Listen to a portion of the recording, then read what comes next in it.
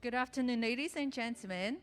The UNICEF Hong Kong Reimagine Education International Forum 2022 will begin shortly. Please be seated. 各位嘉宾，活动即将开始，请各位就座。Before we begin, may I remind you to kindly switch all your mobile phones and electronic devices to vibrant or silent mode. 请把你们的手提电话或者是任何的响闹装置调到静音模式。谢谢你们的合作。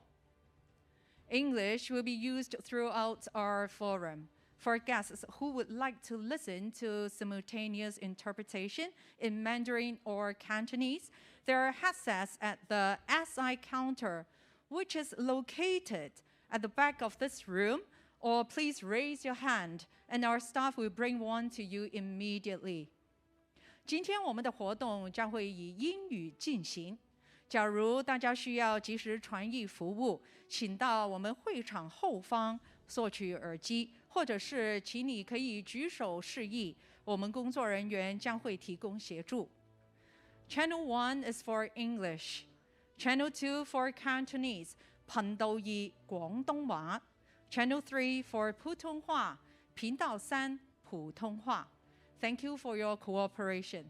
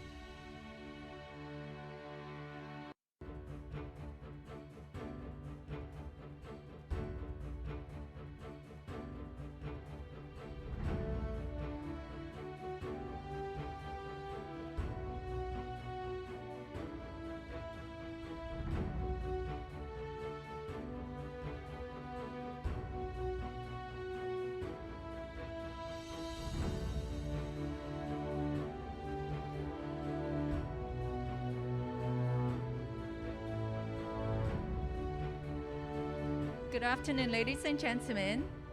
Before we begin, may I remind you to please kindly switch all your mobile phone and electronic devices to vibrant or silent mode. 喺呢個時候，有請大家將你哋嘅手提電話以及任何響鬧裝置調至靜音。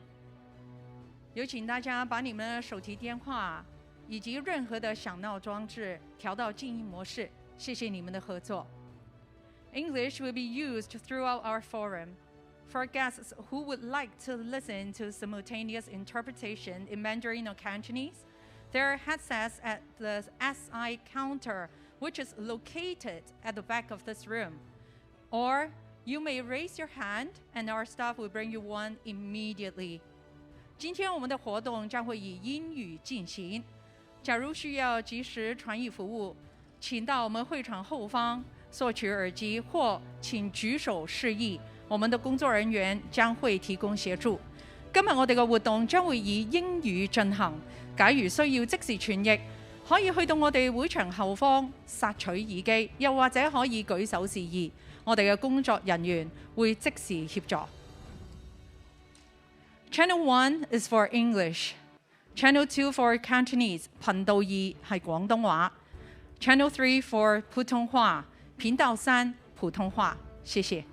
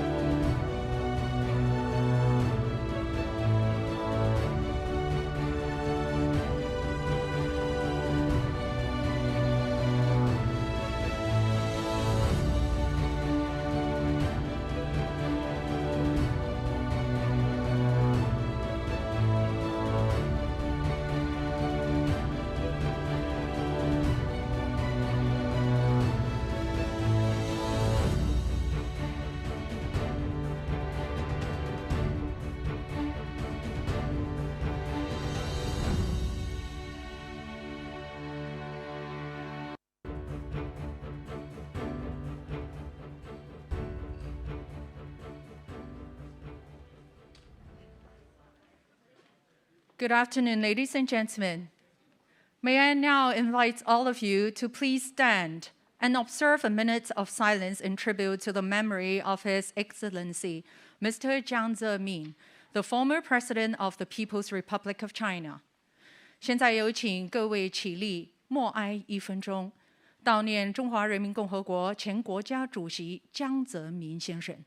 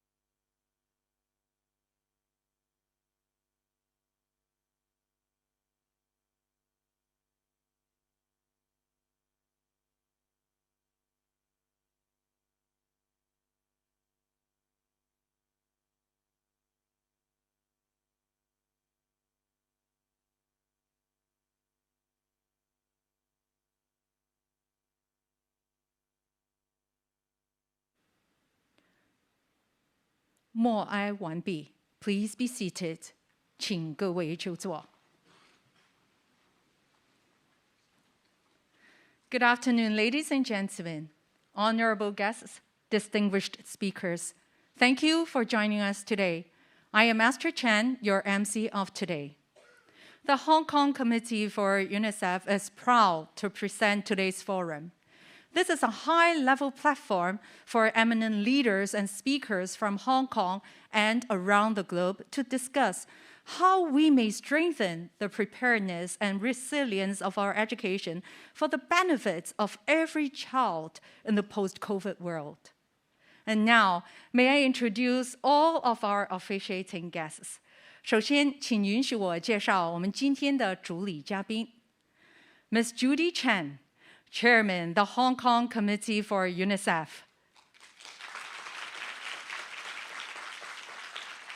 Mr. Zhang Qihua, Director of the Youth Department at Liaison Office, the Central People's Government in the Hong Kong Special Administrative Region. 张志华先生，中央人民政府驻香港特别行政区联络办公室青年部部长。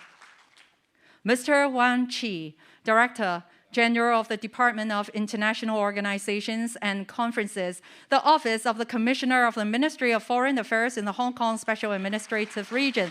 王琦先生，中华人民共和国外交部驻香港特别行政区特派员公署国际组织部主任，你好。Mr. Edward Tu, Deputy Secretary for Education, the Hong Kong Special Administrative Region. Mr. Tu. Mr. Ivan Chu, UNICEF Hong Kong Reimagine Education International Forum Organizing Committee Co-Chair and Advocacy Committee Chair. And also Mrs. Bonnie Lee, UNICEF Hong Kong Reimagine Education International Forum Organizing Committee Co-Chairs and Fundraising Committee Chair. Thank you. So now we would like to have a group photo before the forum starts. So, ladies and gentlemen, please have a look at our official photographer on stage. 好，我们在我们今天的论坛开始之前，我们有请所有的嘉宾先看一下我们台上的摄影師，我們一起記錄下美好的開始。好啦，有請所有嘅嘉賓，我哋面向台上面嘅大會攝影師，我哋影一幅相，去記錄我哋今日美好嘅開始。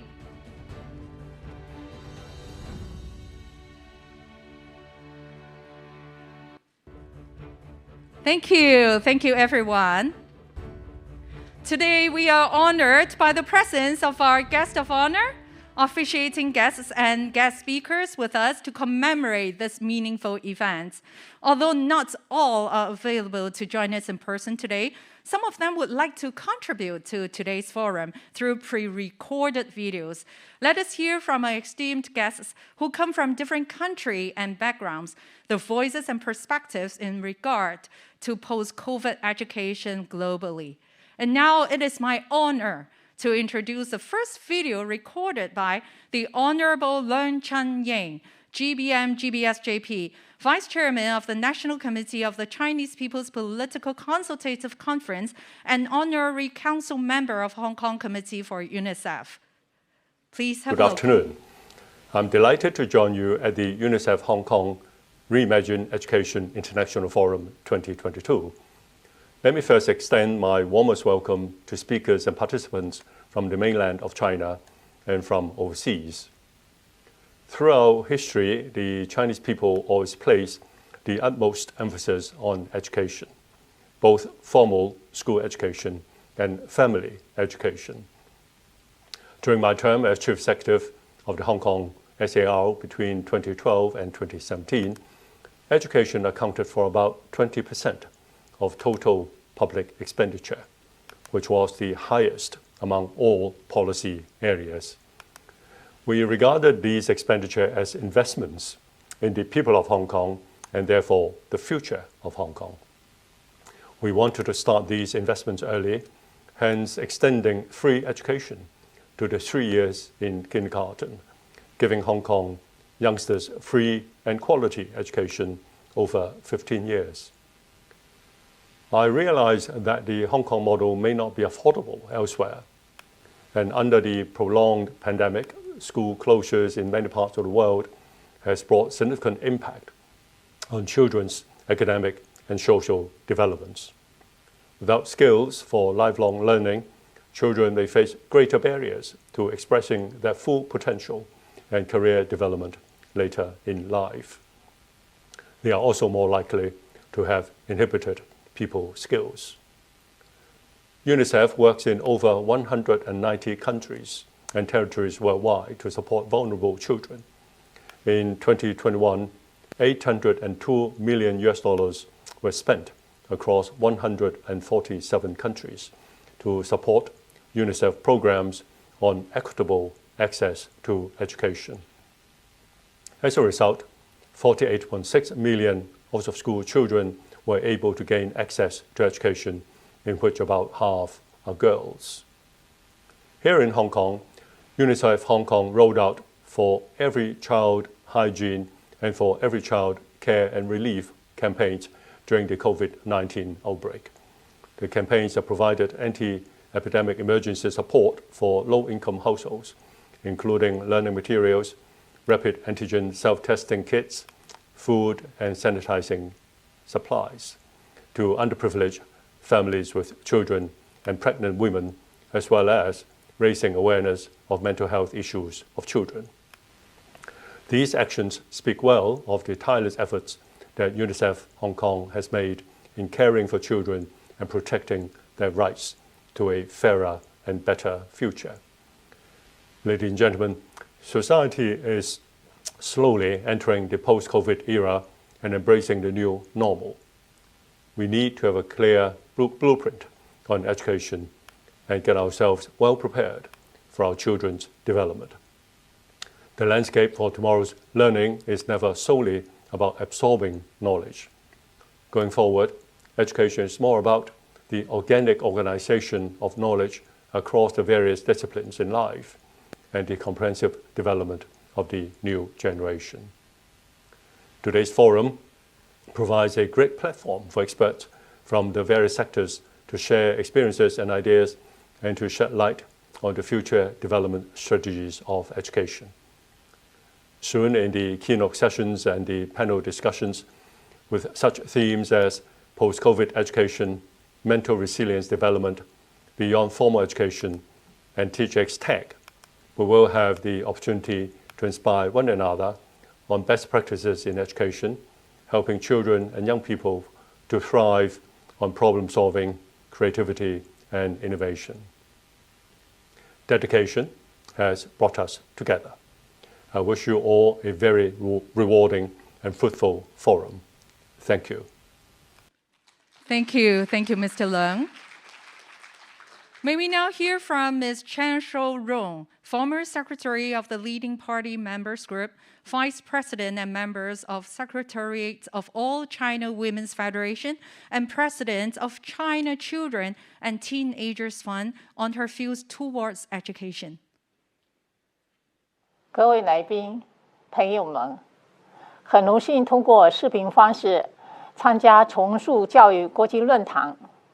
在此，我谨代表中国儿童少年基金会，对联合国儿童基金香港委员会成立35周年表示热烈的祝贺，向联合国儿童基金香港委员会35年来对儿童事业发展所做出的积极贡献表示敬佩和敬意，向包括曾经主席在内的香港各界爱心人士对中国儿童慈善事业的倾心支持和爱心奉献表示衷心感谢，向各位来宾朋友们致以亲切的问候和美好的祝愿。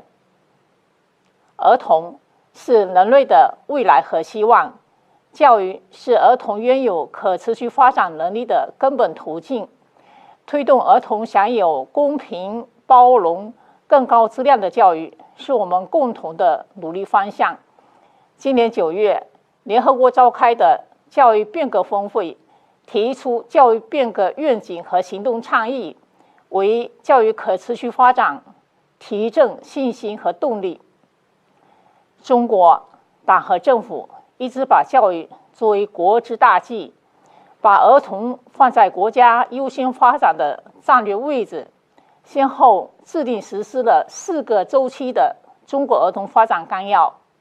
前不久，中国共产党第20次全国代表大会顺利召开，习近平总书记在20大报告中明确指出，坚持教育优先发展，办好人民满意的教育，着力培养担当民族大任的时代新人，充分体现了中国共产党对教育事业的高度重视，为儿童健康成长、全面发展提供了强有力的保障。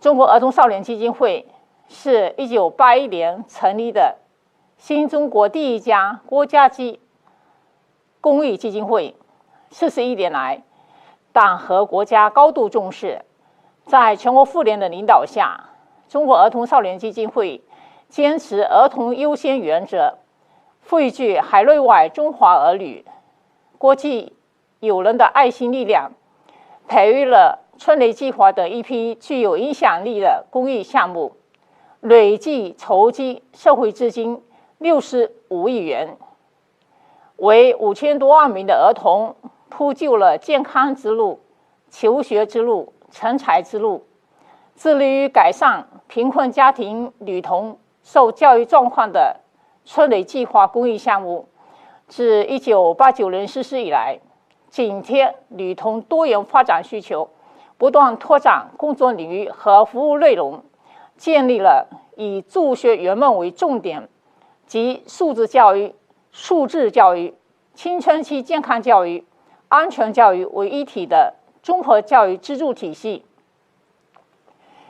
截至目前，春雷计划已为408万人次女童提供助学帮扶，帮助一大批困境女童成长为教师、医生、工程师、公务员等，使他们拥有了平等参与经济社会发展的能力，为促进女童教育发展做出了积极的贡献。特别使我们备受鼓舞的是，联合国教科文组织促进女童和妇女教育特使彭丽媛2014年担任春雷计划促进女童教育特使以来，为女童教育发展倾心付出。2019年启动春雷计划梦想未来行动，2021年第10个国际女童日之际，发出倡议，号召大家行动起来，积极为春雷计划梦想未来行动提升推进工作贡献力量，让更多女童受到良好教育，实现人生梦想，拥有美好未来。各位来宾、朋友们，当前我们正处于世界100年未有之大变局和世纪疫情叠加影响的特殊时期，儿童教育与发展面临着不容忽视的挑战。中国儿童少年基金会愿同香港同胞、同国际友好组织、友好人士一道，积极推动学校、家庭、社会协同育人，汇聚更多社会爱心力量，更好推动儿童慈善事业发展，为儿童教育事业赴人加油，让每个儿童拥有更加美好的未来。预祝重塑教育国际论坛圆满成功。谢谢大家。Thank you, Ms. Chan. Ms. Chan mentioned in her speech that children are the future pillars of society. Whether they are rich or poor, their physical and mental development must not be overlooked. Promoting equitable and high-quality education for children is the key to the development of the next generation. And also, it is the direction that all parties should strive for. The last video is brought to us by Mr. Volk Jeremic, President of the 67th United Nations General Assembly and Minister of Foreign Affairs of Serbia from 2007 to 2012. Your Excellencies, ladies and gentlemen, dear friends, it is a distinct honor for me to address the Reimagine Education International Forum 2022 and humbly offer to you my thoughts on the future of education in these turbulent times. Let me start by commending the selfless work of the Hong Kong Committee for UNICEF under the dynamic leadership of my dear friend, Judy Chen, encouraging them to continue with their valorous all-round efforts. Back in 1948, the UN General Assembly adopted the Universal Declaration of Human Rights. This landmark document mandated that primary education be compulsory, technical and professional education generally available, and higher education equally accessible to all on the basis of merit. Until this day, the United Nations has rightfully sought to promote the indispensability of this key instrument of human progress. In my capacity as the 67th President of the UN General Assembly, I invited Malala Yousafzai to address the United Nations Youth Assembly, her first public remark since surviving a barbaric attack by extremists, because of her vivid quest to receive proper education. Together with the UN Special Envoy for Global Education, Gordon Brown, and the then Secretary General, Ban Ki-moon, we have sent a strong appeal to redouble planetary efforts to achieve universal school enrollment. Today, the global environment continues to be affected by the COVID-19 pandemic. Schools closure around the world has disrupted the education of a whole generation of students. There is a serious risk that COVID-19 would wipe out several decades of progress in addressing poverty, gender equality, and education. If we do not act swiftly, a report by the UN's Global Education First initiative concludes, educational disparities will become an even greater source of division, both within and between countries. This could have disastrous human, social, and economic consequences. It would undermine our efforts to end hunger, empower women, and save children and mothers from premature deaths, as well as undercut our ambition to live in greater harmony with the environment. We need to act swiftly, for otherwise hundreds of millions of children would be at risk of losing hope for their future. Today, despite all our political differences, we need to be united in ensuring that no child is stopped from going to school. Factors like geography, gender, disability, language, wealth, and ethnicity must not be impediments to this achievement. Education helped me overcome the hardships that my family and I faced throughout the 1990s, a profoundly challenging period for my country. I will never forget that generous people whom I did not know at that time came to my aid and enabled me to acquire knowledge from the world's most prominent schools. The only thing they sought from me in return was to help others in the future In a similar way, they had helped me. Therefore, it is my duty to lend my wholehearted support to this existential human endeavor. Ladies and gentlemen, as we reflect on our future steps, let us draw inspiration from the words of one of the world's greatest statesmen, Nelson Mandela, a heroic figure whose political legacy and moral weight has left a lasting mark on our times. Education, he said, is the most powerful weapon to change the world. It is indeed. I thank you very much for your attention. Thank you, Mr. Jeremich, Mr. Leung, and Ms. Chan for their meaningful speeches to set the precedent for our forum today. Without further ado, may we now invite the Chairman of the Hong Kong Committee for UNICEF, Ms. Judy Chan, to deliver the welcome message. Ladies and gentlemen, please welcome Ms. Judy Chan.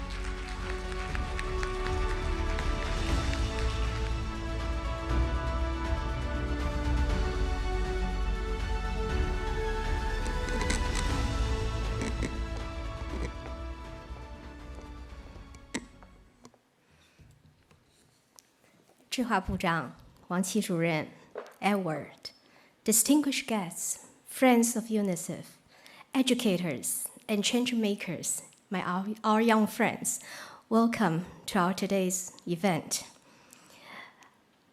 As we're sitting here at this Hong Kong Palace Museum and attending today's event, I'm also pleased to welcome all enthusiastic participants worldwide that are sitting every corner of the world right now. Join us. Are you ready? Is our next generation ready for this fast-changing world? It is a known fact that the world was already facing a learning crisis before COVID.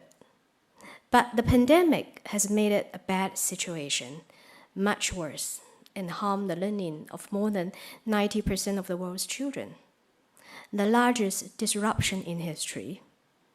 In 2021, 244 million children and young people were out of school. Studies show that up to 70% of the children in poor countries are unable to read a basic text at age 10. And nearly half of all students do not complete secondary school, and a full 700 million adults are illiterate, the majority of whom are women. Today's education challenges are staring at us in the face. It is our duties to give children a fair chance to live up to their full potential. It is our mission to make future generations ready for what lies ahead. To achieve this goal, we must rise to the occasion here and now. We must reimagine education together. When I look around, I see so many scholars, specialists, policymakers, business leaders, social leaders here are in this room. Although we come from different backgrounds, specialized and excel in various fields, live and work in all corners of the world, there's one thing we all share in common, that is our passion for education. Since the establishment of Hong Kong Committee for UNICEF 35 years ago, education is the heart and soul of our advocacy and community service initiatives. Our long-running Young Envoys program has nurtured more than 1,400 young leaders since 1996. Some of them will be sharing their takeaways and growth journeys through a short video today. And UNICEF Club is a school-based, student-led platform that promotes global citizenship. In response to the pandemic, we rolled out a comprehensive array of new initiatives that include For Every Child Care and Relief community support campaign that we care about 7,500 vulnerable families in the grassroots society. But the philosophy in education never stops. When all schools were closed due to the fifth wave of COVID, we launched SDGs e-Learned Award Scheme that empowered more than 2,200 participant students to contribute to United Nations Sustainable Development Goal through online courses and creative everyday action they carry out at home. To build a participation platform for our children and teenagers, we could produce For Every Child We Listen radio, 24集嘅兒童電台, which is accomplished, and TV programs, which now is just broadcasting right now, 8 series of 兒童電視. We give a platform to children to let them use their voice to speak out their own stories. And today's forum is, of course, another testament to UNICEF HK steadfast commitment to education.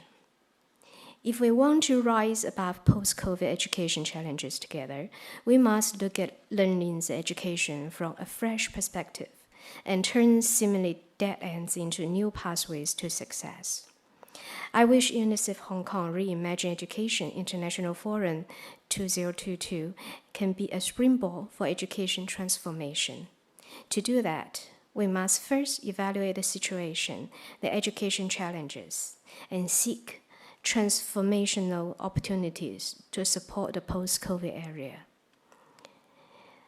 Keynote speech by Mr. Andrea Schlascher, Director of the OECD, would be a guiding light that points the way for us to move forward. And furthermore, we will shed new lights on 3 pillars of the transformational opportunities throughout the panel discussions during today's forum. Our eminent leaders and speakers will share their insights on the topics of mental resilient development, beyond formal education, and tech and teach. There's no doubt that education is the key to unlocking the unlimited potential of this generation of children, just like how education has brought positive challenges to the life of every person attending today's forum. 今天是一个非常特别的日子，也是一个沉重的日子。我们缅怀江泽民总书记。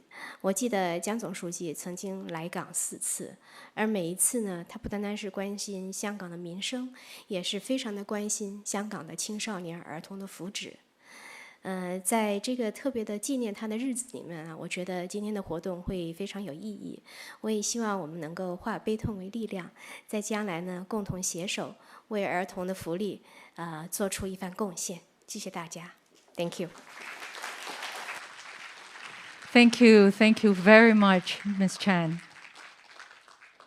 We are honored to have the Chief Executive of the Hong Kong Special Administrative Region, the Honorable Mr. John Lee, as our esteemed guest. However, the Honorable Mr. John Lee is unavailable today due to other engagements. He has very kindly pre-recorded his messages to convey. Ms. Judy Chan, distinguished guests, ladies and gentlemen, the Reimagine Education International Forum 2022 today marks the 35th anniversary of the Hong Kong Committee for UNICEF. Let me first extend my warmest welcome to all participants and esteemed speakers, especially guests from overseas, for your participation at this meaningful event. I would also like to express my gratitude to the Hong Kong Committee for UNICEF for organizing this forum, which sets the stage for leaders and professionals to share insights on how we could strengthen the preparedness and resilience of education for the benefit of each and every child. Hong Kong attaches great importance to education. We firmly believe in the concepts of education for all and education for life. Education has always been among the top priorities of our public expenditure, accounting for some 18% of the total recurrent budget. We provide 12 years of free education preceded by subsidized kindergarten education. Beyond that, around 80% of our children have access to post-secondary education. Education for all, an ideology propounded by Confucius centuries ago, is well respected and widely practiced in Hong Kong. We provide ample opportunities for children to receive quality education, irrespective of their financial means, educational needs, and abilities. The COVID-19 pandemic has inevitably disrupted normal schooling, but we have all along strived to ensure that no one is left behind. We also firmly believe education must move with the times amidst rapid technological advancement. E-learning has become more popular now than ever. Schools have tailored innovative teaching and learning strategies to support students to learn at home. Under our pragmatic anti-epidemic strategy, schools are gradually resuming full-day classes in an orderly manner. As outlined in my policy address, we will strengthen Hong Kong's education system on 3 fronts: unleashing the potential of students, improving the effectiveness of teaching and learning, and creating strong impetus for growth. To set a firm foundation for innovation and technology in our city, Hong Kong will step up the promotion of STEAM education for all, for fun, and for diversity. More learning elements of INT will be incorporated into the curriculum. Schools are expected to implement enriched coding education at upper primary level and artificial intelligence in the junior secondary curriculum. STEAM education will take place both within and beyond the classroom, and students will have plenty of opportunities to participate in quality STEAM activities. Hong Kong values partnership and collaboration with educational professionals and leaders from all over the world. I'm confident that today's forum will shed new light on the development of education in the new era. On that note, I wish the forum a resounding success and all participants a most fruitful and insightful experience. Thank you. Thank you, Chief Executive. And next, we would like to invite Mr. Wang Qi, Director General of the Department of International Organizations and Conferences at the Office of the Commissioner of the Ministry of Foreign Affairs in the Hong Kong SAR, to give us a speech. 现在我们就有请中华人民共和国外交部驻香港特别行政区特派员公署国际组织部主任王琦先生为我们致辞，有请。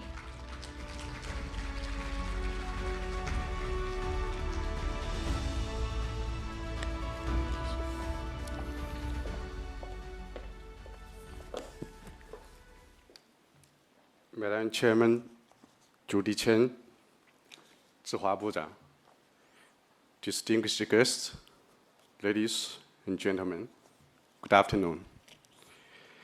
At the outset, please let me extend my warmest congratulations to the convening of the Reimagine Education International Forum 2022, hosted by Hong Kong Committee for UNICEF. It's my honor to speak at the opening session on behalf of the Office of the Commissioner of the Ministry of Foreign Affairs in Hong Kong. Since its establishment, UNICEF Hong Kong has done a great job for the well-being of children around the world. Particularly for this year's UNICEF Hong Kong, under the leadership of my dear friend, Chairman Judy Chen, has been making very useful and active explorations and efforts despite of the epidemic, including fundraising, advocating for voices, and holding various activities in communities and on campus, which achieved great results, especially with respect to the learning and the mental health of the children as well as young people in Hong Kong. Education is a fundamental right and an important opportunity for every single human being, and is the key to improve the livelihood of children and young people. However, the prolonged pandemic posed huge challenges to the children in regard to the education and the lives as a whole. UNICEF Hong Kong Reimagine Education International Forum is held at the right time. It is my firm belief that with the expertise and wisdom of these distinguished panelists from all over the world, this forum will bring us expected fruitful outcomes and generate new prospects for children's post-COVID education. Ladies and gentlemen, President Xi Jinping proposed the Global Development Initiative at the General Assembly of the United Nations last year.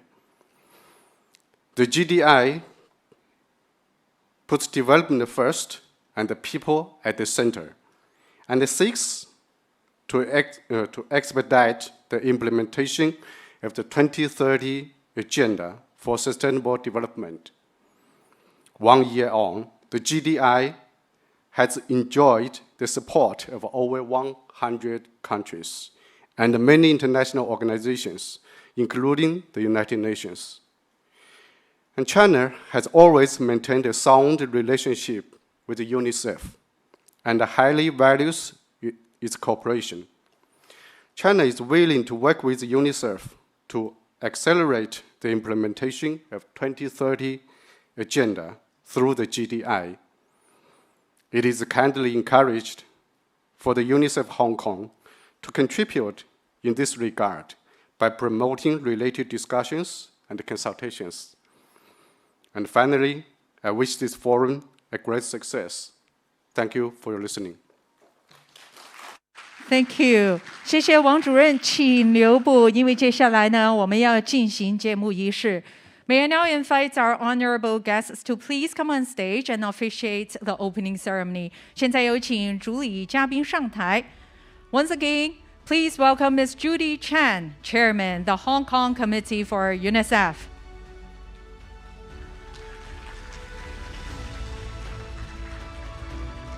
张志华先生，中央人民政府驻香港特别行政区联络办公室青年工作部部长，以及已经在台上的王琦先生，中华人民共和国外交部驻香港特别行政区特派员公署国际组织部主任 ，Mr. Edward Tu, Deputy Secretary for Education, the Hong Kong Special Administrative Region,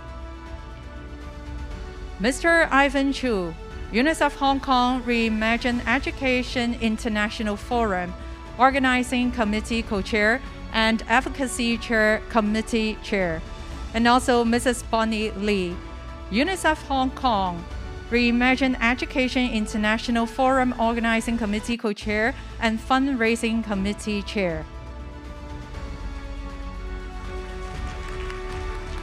Thank you all our distinguished guests. And now I would like to invite our guests of honor to please place your hand on the LED wall. Yeah, you can see our mascot. 现在有请我们台上的主礼嘉宾可以轻放在我们这个 LED wall 上面。然后呢，这个动作不容易哦。然后你们还要转身看一下我们大会的摄影师。好，在刚才举手的站在中间的那一位。So please have a look at our photographer. So as you can see, You Need the Backpack embodies the importance of quality education and the hope for the future that access to quality learning offers to child. 好了，可以。好，现在有请我们的主礼嘉宾先看一下我们后方的传媒朋友。Please have a look at the media at the back. 好，现在请我们的媒体朋友可以把这个重要的时刻记录下来。好，待会儿呢我就会倒数3声，就可以让我们的主礼嘉宾再按一下我们 LED wall 上的这个吉祥物。好 ，on the count of 3, Are you ready? 3, 2, 1. Thank you. Together, let's rise above post-COVID education challenges. So may I now invite all our guests on stage to please have one more photo.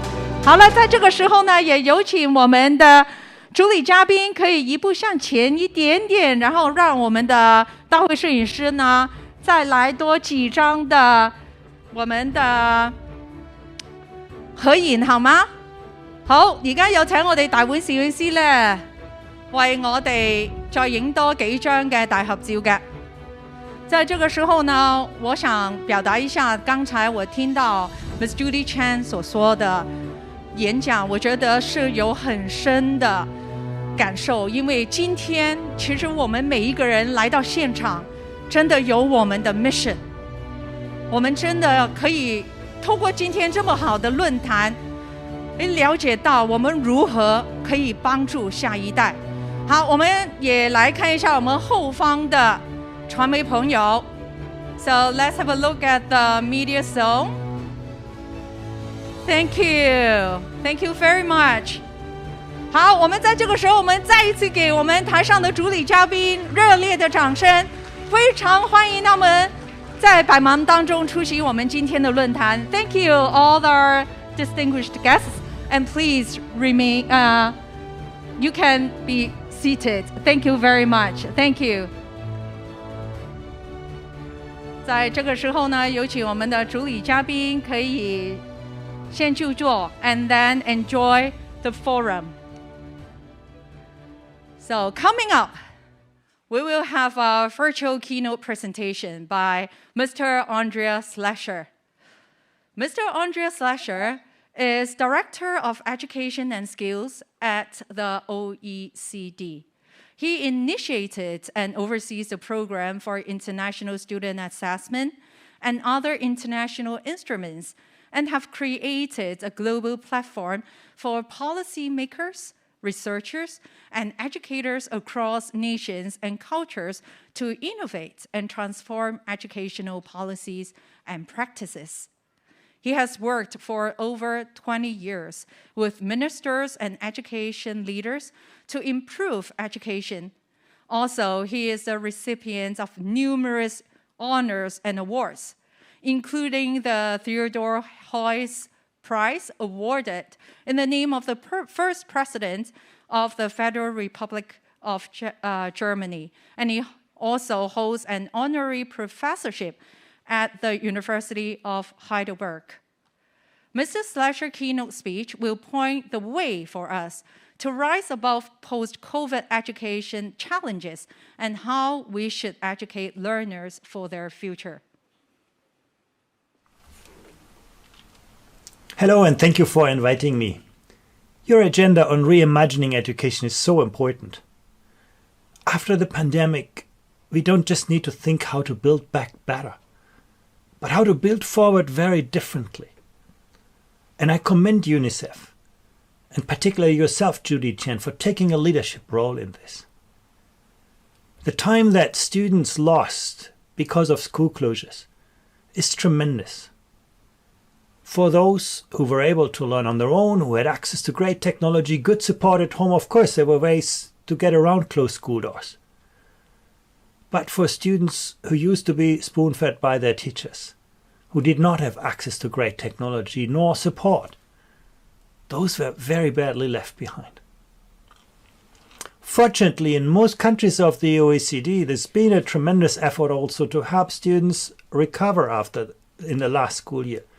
You can see here the effort put into psychological and mental health support, or, strengthened water, sanitation, hygiene, referral systems for students who need specialized services, early warning systems to identify students at risk of dropping out, or catch-up programs, accelerated programs. Many countries put measures in place, to help students make up. But we see in the last school year that's already dropping, whereas the need for students to be supported will be actually much more extended. And at this moment, our eyes are still very much focused on the pandemic. But if you have learned one thing, it is that the future will always surprise us. Climate change is going to disrupt our lives a lot more than this pandemic. And artificial intelligence pushes us to think much harder of what makes us human. We know how to educate second-class robots, people who are good at repeating what we told them. But what's going to make us human in a world where the kind of things that are easy to teach and test have also become easy to digitize, to automate? And there's so many other forces to disrupt and shape our future. But if I look at the results from the last PISA assessment, you can see countries here lined up by their average performance. Often there's huge variability. Take a country like the Slovak Republic. The gap between the poorest and the wealthiest students is huge. The students from the 10% most disadvantaged families, score like students in the Philippines or the Dominican Republic, whereas the students from the wealthiest families are like the top performing education systems in the world. You look at this and you might think that poverty is destiny. Students from disadvantaged backgrounds just do not have those same chances. But then you look at Portugal, which has been able to lift the performance of its most disadvantaged students to come close to the average of performers in the Slovak Republic. And you can look at the 10% most disadvantaged 15-year-olds from the Chinese regions that took part in PISA. And they score almost as well as the wealthiest Slovak students. And that tells us that poverty need not be destiny if we get better at aligning resources with needs. If you come from a wealthy background, you're always going to find open doors in life. But if you come from a disadvantaged background, you typically have just one single chance in life, and that is, find a great teacher in a good school. If you miss that boat, you rarely get a second chance to catch up. And what our data show is that actually in most countries, the odds are stacked up against you. You can see in most countries, disadvantaged students get poorer educational resources and often also the less qualified teachers. Very few countries have been able to change the needle, to turn things around. We also see great variability in school performance. That's the dark blue segment on the bar here.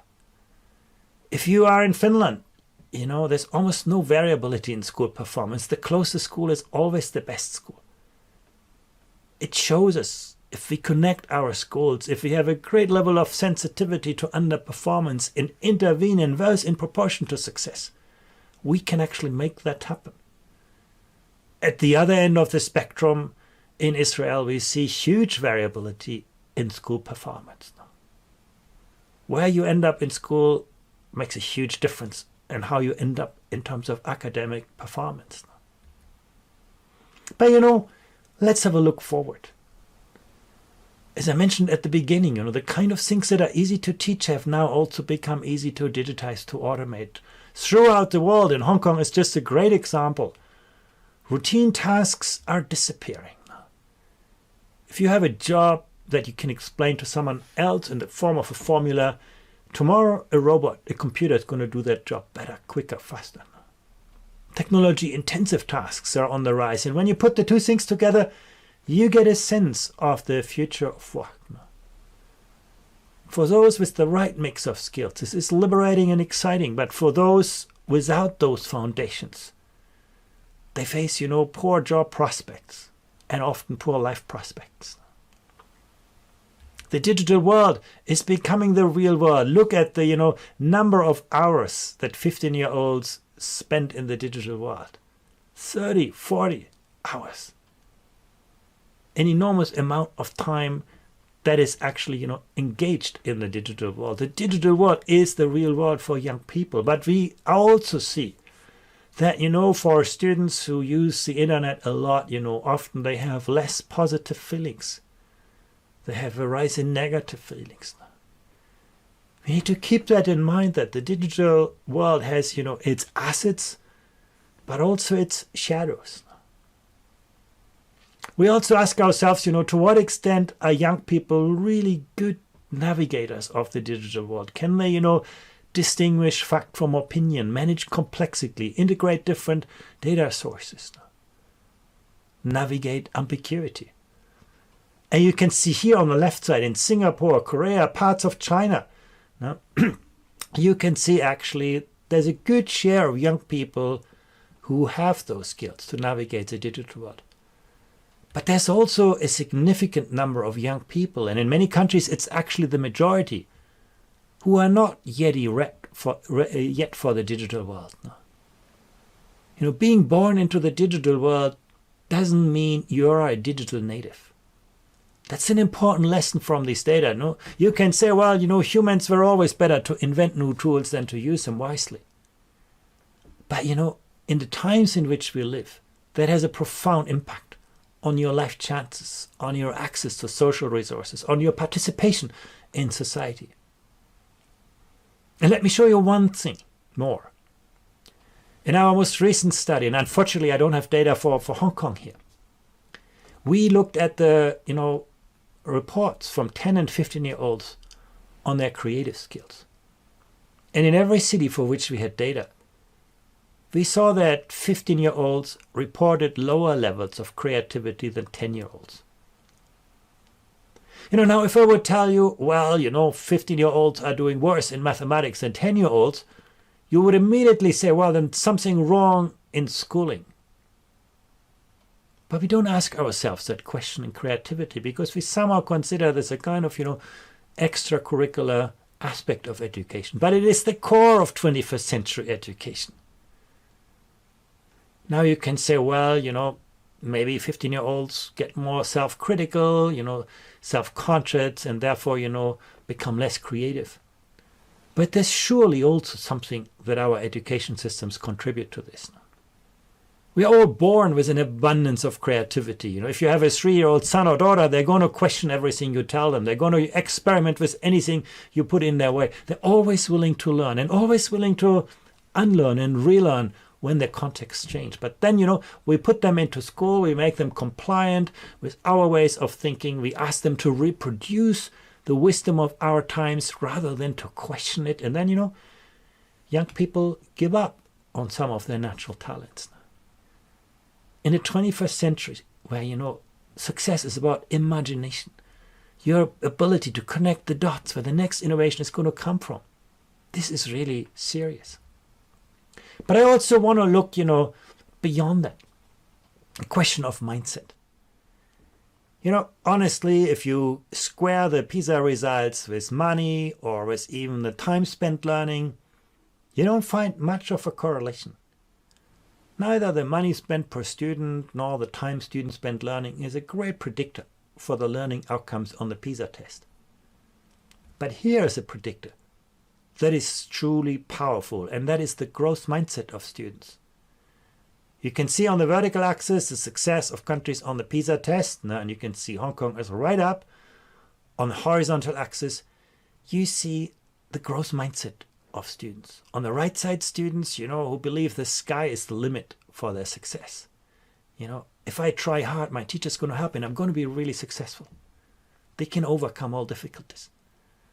On the left side, you see students who think, well, it's all about the intelligence I was born with. And then, why should I study hard? No. And you can see in most countries, the two really line up. You can look at Estonia, the champion on growth mindset. Students also do well on the PISA test. In Indonesia, students struggle with math and science, and many believe that success is about the intelligence that they were born with. No. Hong Kong is an interesting exception on this pattern. Students do succeed academically, but many of them do not have enough of that growth mindset. You can say, well, does it really matter? In the end, they are successful academically. But when you look beyond, academic performance, you see students with a growth mindset were more motivated to master difficult tasks. They had a greater sense of self-efficacy, and they were less afraid of failure. Think about this. If you want your people to be imaginative, creative, you have to give them space to experiment. If they experiment, they take risks. If they take risks, they make mistakes. If our education systems do not help young people to learn from and with mistakes, maybe they will not be so creative. You could also see students with the growth mindset were more motivated to master difficult learning goals and saw greater value in schooling. What we also found interesting is that, growth mindset mattered more for girls, more for the disadvantaged, and more for students with an immigrant background. We can even go one step further and look at student well-being. Here you can see the students who reported a sense of belonging. School is a place where I make friends, where I, feel at home. And this is an area where actually Hong Kong performs very poorly. Many students, do succeed academically, but they feel a sense of isolation. We looked at student well-being at the age of 10. This is the average across the systems for which we have data. And you can see at 10, students are generally happy. My daily life is filled with things that interest me. I woke up fresh and rested, and so on. But when we look at the same outcomes at the age of 15, the bars get a lot shorter. So we ask ourselves, what drives that sense of psychological well-being? And in our data, the biggest predictors were, stress-resistant, optimism, and a sense of energy that students felt. And now you can ask yourself, so where does stress resistance, optimism, and energy come from? And the answer is actually simpler than what you think. It had a lot to do with the quality of student-teacher relationships. Where students feel, my teacher knows who I am, my teacher knows who I want to become, and they help me on my journey. You can see that students feel a greater level of stress resistance, more optimism, more emotional control. And the same was true for many attributes that will be very important in the 21st century, like responsibility, persistence, empathy, trust, cooperation, tolerance, curiosity, creativity, sociability, self-efficacy, achievement motivation. All that shows us that education is not a transactional business. It's always a social, relational experience. Now you can say, well, what is the role of school versus families and friends? Of course, the latter matter as well. But, when we ask students about their satisfaction with life, actually a positive disciplinary climate related, positively to it. Bullying, obviously, was a negative predictor. But that index of belonging, where Hong Kong did not do so well, is one of our strongest predictors for student satisfaction with their lives. Their teachers' support, the feedback they received from their teachers, the level of cooperation with other students, and even competition at school are positively linked to students' life satisfaction. So being happy with their lives, school actually does play a very, very important role in this.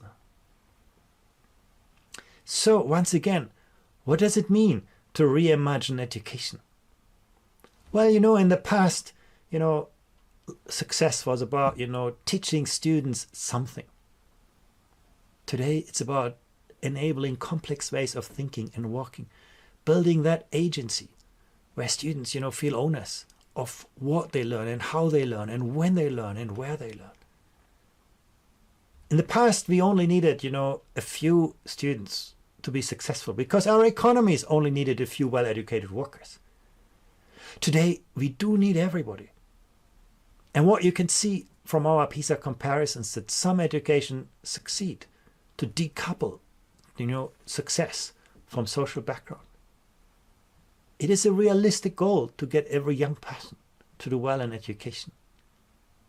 Of course, that requires a very different caliber of teachers. In the past, we told our teachers what to teach and how to teach. Today, we need professional knowledge workers, people who own their professional practice, who work with a high degree of professional autonomy and yet in a collaborative culture, who engage with communities, with parents, who make, school a whole of society experience, not just, an environment where people go. And of course, those people like to work not just in an industrial workplace, but in a place, where they, feel that they can actually, manage things in work environments that are flat, that are collegial, that are entrepreneurial. All of that, requires us to, manage tensions and dilemmas. How do we strike a balance between modernizing and disrupting education? The pandemic has created so much hardship, but it's also, accelerated unprecedented technological and social innovation. Where do we strike that balance? How do we reconcile new goals with our current structures? Our current schooling structures were born in the 19th century. Our teachers were educated in the 20th century, but we have the demands on young people placed on the 21st century now. How do we educate learners for their future rather than our past with our current structures now? How do we develop globally minded students and educators who remain rooted in their local traditions, their local cultures now? One thing is very clear: where students do not feel a strong floor under their feet, a strong floor of values, they are the ones who build walls around them, however self-defeating that may be. No? How do we leverage innovation in an environment like education that is very conservative in its nature? And we as parents are sometimes part of the problem, not part of the solution. We get very anxious when our children no longer learn what was important for us, or when they do learn things we no longer understand. Teachers are often more likely to teach how they were taught than how they were taught to teach. And as a policymaker, you can lose an election over education when something goes wrong, but you rarely win an election over education because it takes so much time to translate good ideas into better outcomes. That's why the road of educational reform is littered with many ideas, good ideas, that were just poorly implemented. How do we leverage potential with our current reality? Well, everybody would like, to bring them a spaceship with new teachers. But that's never going to arrive. We need to invest in the capacity of the people currently working in our schools and our universities. Those people need to transform their practices, learn from each other, build that collaborative culture. And in Hong Kong, that's not so easy. Schools are quite isolated. They're all independent, all very successful. But the future means the network society, where there's much more sharing of good practices and development and joint ownership of professional practice. How do we reconcile the virtual world with the face-to-face reality? Of course, technology has incredible opportunities. When you study mathematics on a computer, the computer can figure out how you study and make your learning so much more adaptive, so much more granular, so much more interactive. Why would you listen to a teacher explaining to you the result of an experiment when you can do that experiment in a virtual laboratory? Teachers can use technology to see how different students learn differently and then, embrace that differences with, much more differentiated pedagogical strategies. But remember, during the pandemic, we've also learned how important the social contact is between learners and educators. Technology can amplify great teaching, but it will never replace that social, relational heart of education. And last but not least, how do we find that right balance between learning and education? Shifting, from broadcasting something, from, providing content to students, to build that learner ownership, that curiosity, that hunger for learn that will make young people lifelong learners who learn to love and love to learn. All tough questions, but I know you're going to find good answers at your conference on Reimagining Education. Thank you again for inviting me. Thank you, Mr. Slashers, for his informative and insightful sharing. 刚才听到他的分享，我不知道大家有几句话会不会也是触动到你们的思想，就是他讲了一句话 ：“Who am I？ 我是谁？”其实我们如何可以协助我们下一代找回他们，而且 learn to love, love to learn， 这个也是非常的重要。就是我们如何可以进步，就是因为我们要充满好奇心，而且如何协助我们下一代可以成立他们自己的品牌形象，成为领袖。就好像接下来我们要看的 video 一样 ，UNICEF Hong Kong promotes children's rights through an array of education and youth programs. For example, the Young Envoys program has nurtured more than 1,400 young leaders since it was launched in 1994. This year's Young Envoys have promoted children's rights and the vision of Reimagine Education to general public through various means such as short films, writings, drawings, and community services. Let's listen to our Young Envoys' point of views towards the learning experiences under the COVID-19 pandemic and what's their expectation of future education.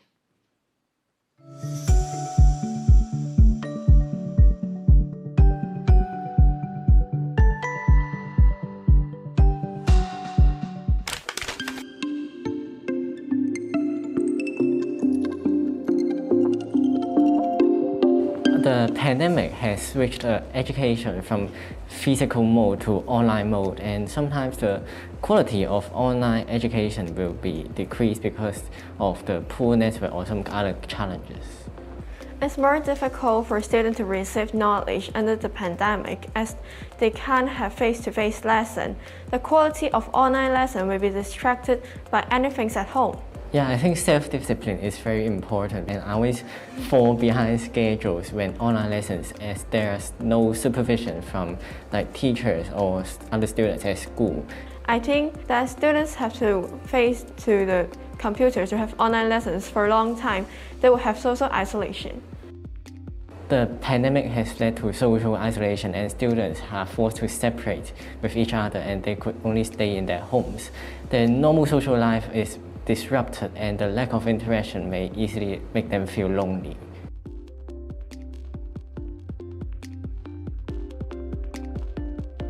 Over 300 million of young people in developing and underdeveloped countries, they do not have chance to learn under the pandemic because they do not have internet and device.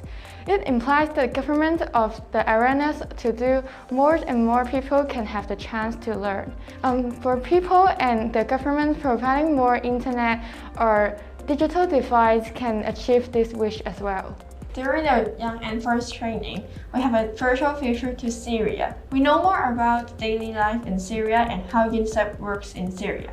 I remember seeing an early childhood development center being set up at Syria by UNICEF, and I remember seeing a girl playing football in the center too, which simply impresses me. Yeah, although we are facing many challenges now, but we are glad to have everyone to support us.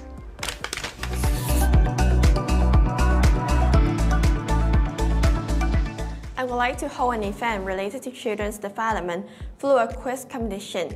Students might be divided into groups for competition, and they can improve their communication skills while communicating with others. Furthermore, students can learn more about children's education and rights by doing research. I would like to expand the way students learn. For example, providing more field trips. During the field trip, they can customize the itinerary for their own goals while communicating with their groupmates. This can help them to improve their communication skills and leadership skills. Everyone got their own desks, learning environments, and their own way of studying that they feel comfortable with. The future education will be a more personalized, self-directed learning mode. Students would be given the resources to study, and they have to grasp their own way of learning. This way, education can be tailor-made down to each individual.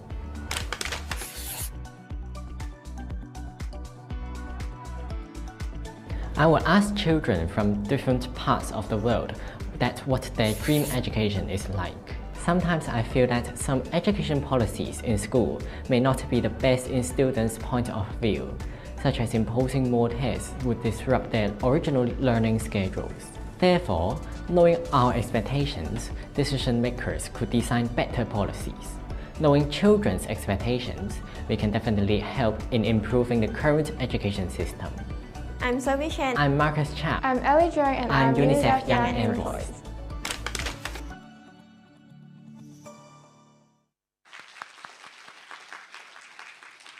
The pandemic has led to social isolation, loneliness, and anxiety. Experiencing pandemic itself will induce chronic stress for children, caregivers, and family.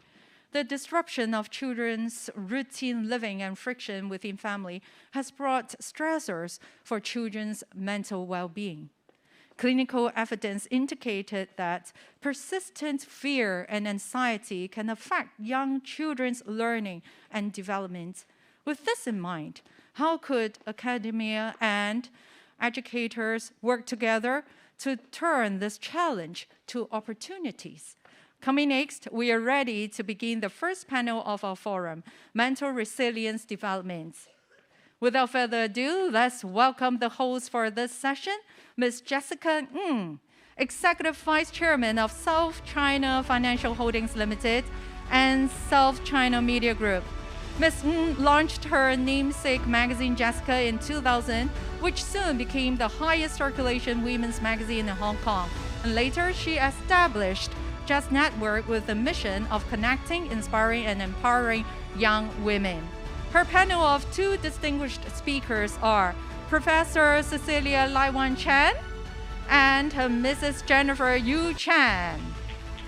Professor Cecilia Chan is a professor emeritus at the University of Hong Kong, and she is a pioneer in the promotion of community health and mental health in Hong Kong for disadvantaged populations, and she has contributed to the establishment of services in support of women, children, persons with chronic illness, and bereaved persons. For Mrs. Jennifer Yu Chan is Group President and Deputy Vice Chairwoman of CTF Education Group. She holds senior positions at educational institutions around the world, including Dean's Advisory Group at Harvard Graduate School of Education, the Council of Hong Kong University of Science and Technology, and also the course of University of Hong Kong. So ladies and gentlemen, let's hand over to Ms. Ng. Thank you. Thank you, ladies and gentlemen. Welcome to the first panel of today's UNICEF Reimagine Education International Forum on the subject of mental resilience. We start our first panel with a video from youths across the world sharing their perspectives on mental health.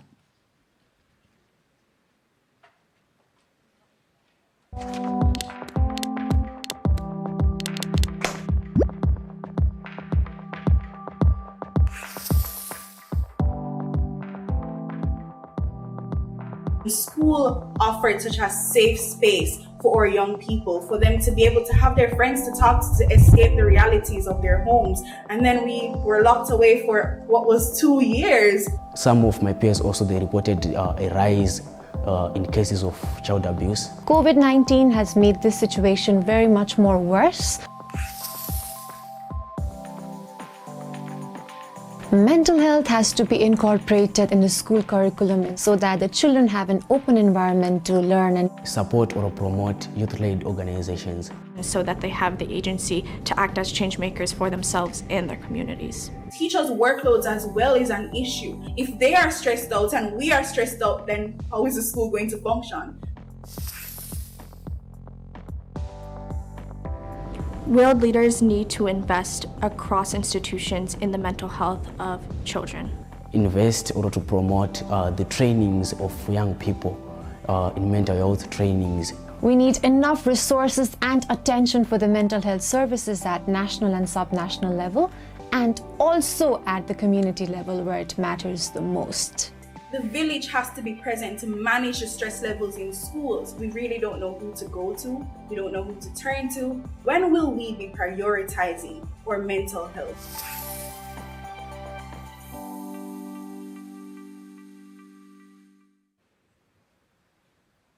Thank you. In the face of COVID, mental resilience is a subject close to all of our hearts. The COVID-19 epidemic has been a source of unexpected, prolonged stress and adversity for many children, caregivers, and families. Lockdowns have disrupted the lives of children. They've lost regular activities. They were unable to attend in-person schooling. There was much more increased time at home and limited physical social interaction with friends, which is a very core part of growing up for young children. This has been a particularly difficult time for children because COVID has affected much larger portion of their lives as compared to adults. So we'll turn to Professor Chan. Could you share with us the global mental well-being? Are there any examples of community projects in mitigating children's mental resilience? Certainly. Can we have the slides, please? I'm going to briefly talk about the development of mental health situations globally, locally, and what are some of the events happening in the local situation. A lot have been done, although not enough. More people need to pay attention to the situation.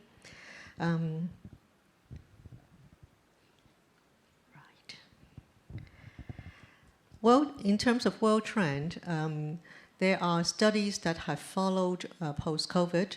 The situation is getting worse. More and more people are, especially children and young people, especially girls, and in disadvantaged areas, children in poverty, their mental health deteriorated.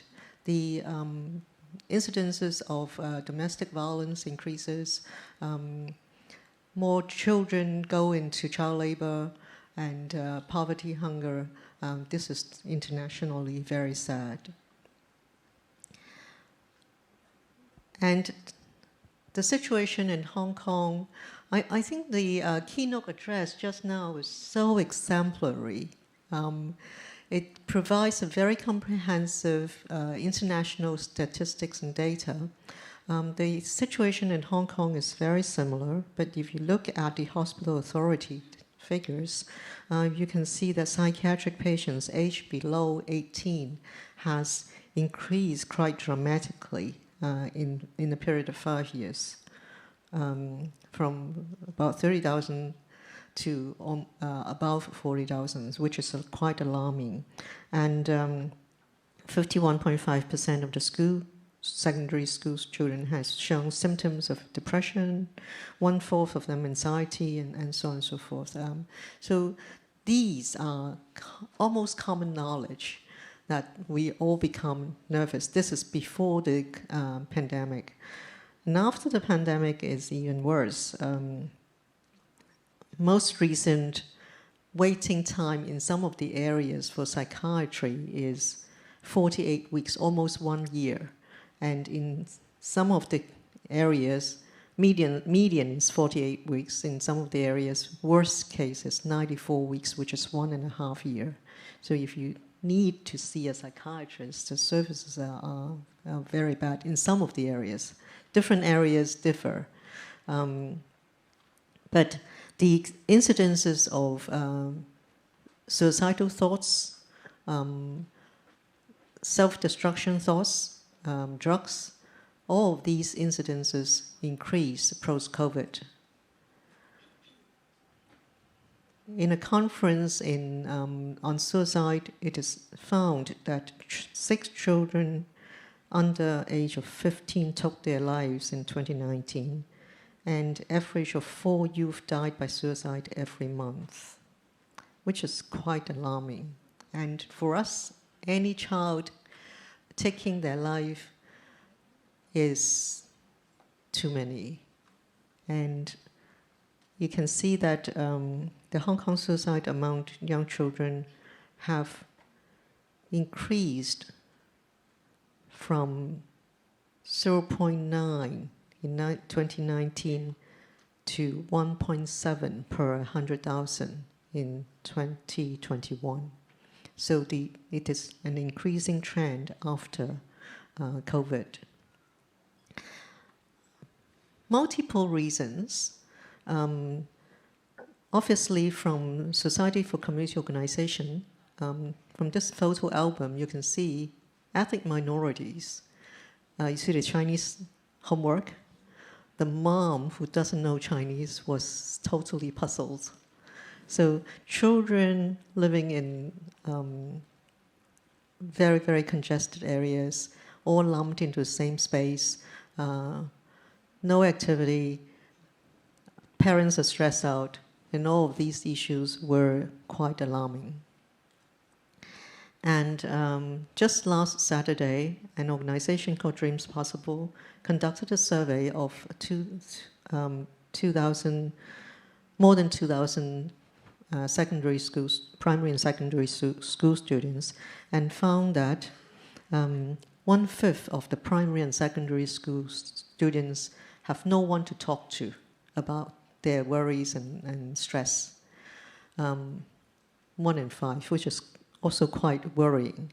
And 50% of the parents felt that the children do not listen to them, find them to grumble and mumble too much. It's a search for autonomy. So this organization produced cards for 3A training, self-coach, to empower the parents, the teachers. You can see the family with Michelle and her 2 daughters and her husband. Michelle is herself a teacher, and every day she goes home, the first thing that she would ask her daughters are, have you finished your homework? And every time when she goes home, her 2 girls hide into their rooms. And after she learned this re-education of communicating with her children, listened to them more, and the 2 girls told them, actually they shared in the press conference, that the mom changed. Because the mom do not focus on their schoolwork alone. The mom focused on them as a person, as a child. So that's actually very, very important. So I'm going to introduce a resilience framework. The resilience framework that we have to promote cultural relevant concepts of resilience, multiple intelligence, the power of physical activities, and the innate mindset.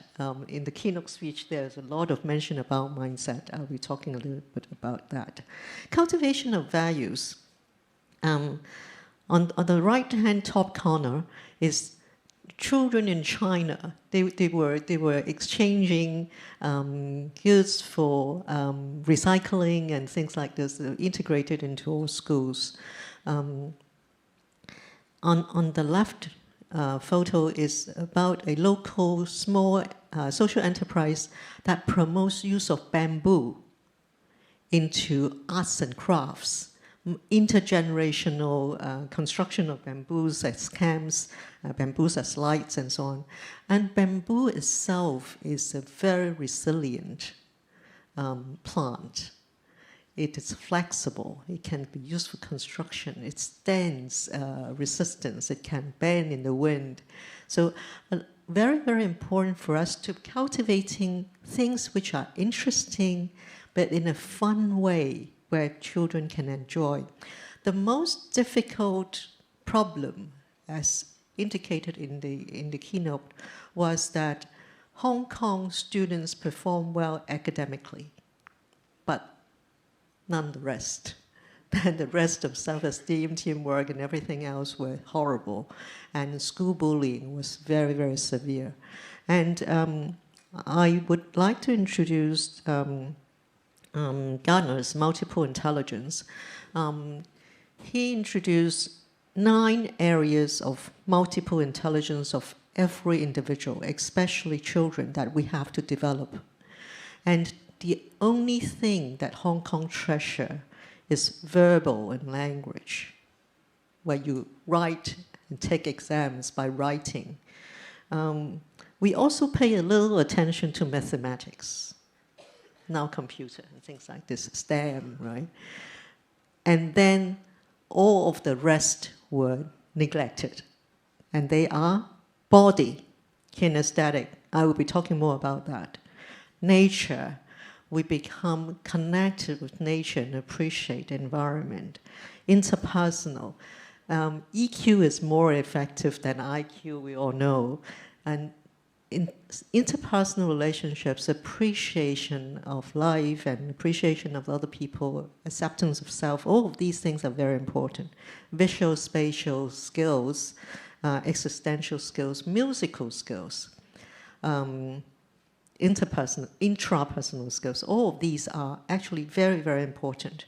And we have not, if we do not invest into the multiple intelligence of children, their overall health and mental health would be a disaster. So, for example, let me give you an example of, I'm introducing a few very small organizations, like Kids on the Block, which is a collaboration of the Society for the Rehabilitation as well as the Society for Protection of Disabled Children. And it was founded by Dr. Marian Fang 25 years ago, adopted from a US Kids on the Block. So they promote, they go to use puppets to go to schools to teach children about disabled children, dyslexic children, children with illness, people who have blindness or deafness, people who are children who are disabled or special learning needs.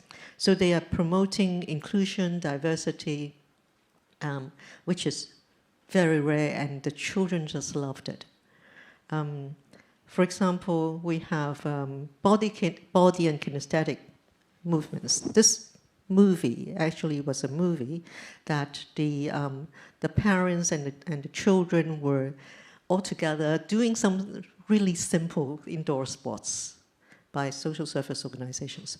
But they have been sitting and confined to a very tiny cubicle living space, and where they cannot move at all. And so music, and because physical exercise actually promote a lot of stuff, lots of things like teamwork, a lot of issues like learning to fail, not only to succeed, because we all have to compete with ourselves and never mind about results. We have to venture into new things. If you learn to cycle, you fail and you get yourself injured, and it is okay. If we do outdoor sports, we sweat and we get muscle ache and all that. And this is part of growth, and this is where resilience developed. Yeah. So these are some of the videos. So arts, dance, music, and movements are so neglected in schools now. We really, really need all of these. For example, Zhou Daifeng Foundation funded this program of the Federation of Women's Centers. During COVID, they set up community childcare space and train community minders to help take care of the children while some of the mothers have to go to work. And these are the space where they know nearby schools. You remember the best school is the nearest school. Nearest space where in the community where they can get together. My colleague, Professor Rainbow Ho, is also promoting a lot of expressive arts for children and for young people. For example, in the project that she works with children with special learning needs, she went to 40 schools and NGOs and trained almost 18,000 beneficiaries throughout the process. And it is through this, because children and youth find it hard or could not articulate themselves or emotions through words or expression, but they can through other means. Young people, for example, expressive artworks. These are actually very, very important. Oops. And you can see this child. By simple exercises like this, these children learns resilience, learns failure is okay. If they fail, they drop, they come up again and play again. And they learn that they can lose. This morning, colleagues called me to say, the self-fulfillment, do you mean 唔认输,不认输,还是认输? And I said, 认输, because we have to learn to fail, and failure is okay because failure is the mother of success. Failure is not failure, it is feedback. Gives us another chance to do it again and again and again and again. That's resilience. So what WHO promotes, children aged between 5 to 17, they need 60 minutes of high-level, vigorous physical activity every day to ensure their brain, their psychomotor, and their intellectual development improve. There are huge studies internationally that have proven for schools that forces, sort of, students to do physical exercises an hour a day, their public exam outcomes were significantly better than those schools who don't. So from now on, if you have children, go home, not only ask your children, have you finished your schoolwork? Ask them, have you finished your day's vigorous physical activity? You know, take a child to running and jogging and football, whatever that is, for 60 minutes every day. And that is very, very important. In Hong Kong, we also have this. Lazy lion should not be lazy. Parents wake up, you know, teachers wake up, and we all have to develop this resilient mindset, which is absolutely important. And this mindset is that we can change. Yeah. Thank you, Professor Chan, for your candid sharing. And I think we've all learned that when we get home, and the first thing you ask your children is, have you done your exercise for the day? To our next speaker, Jennifer.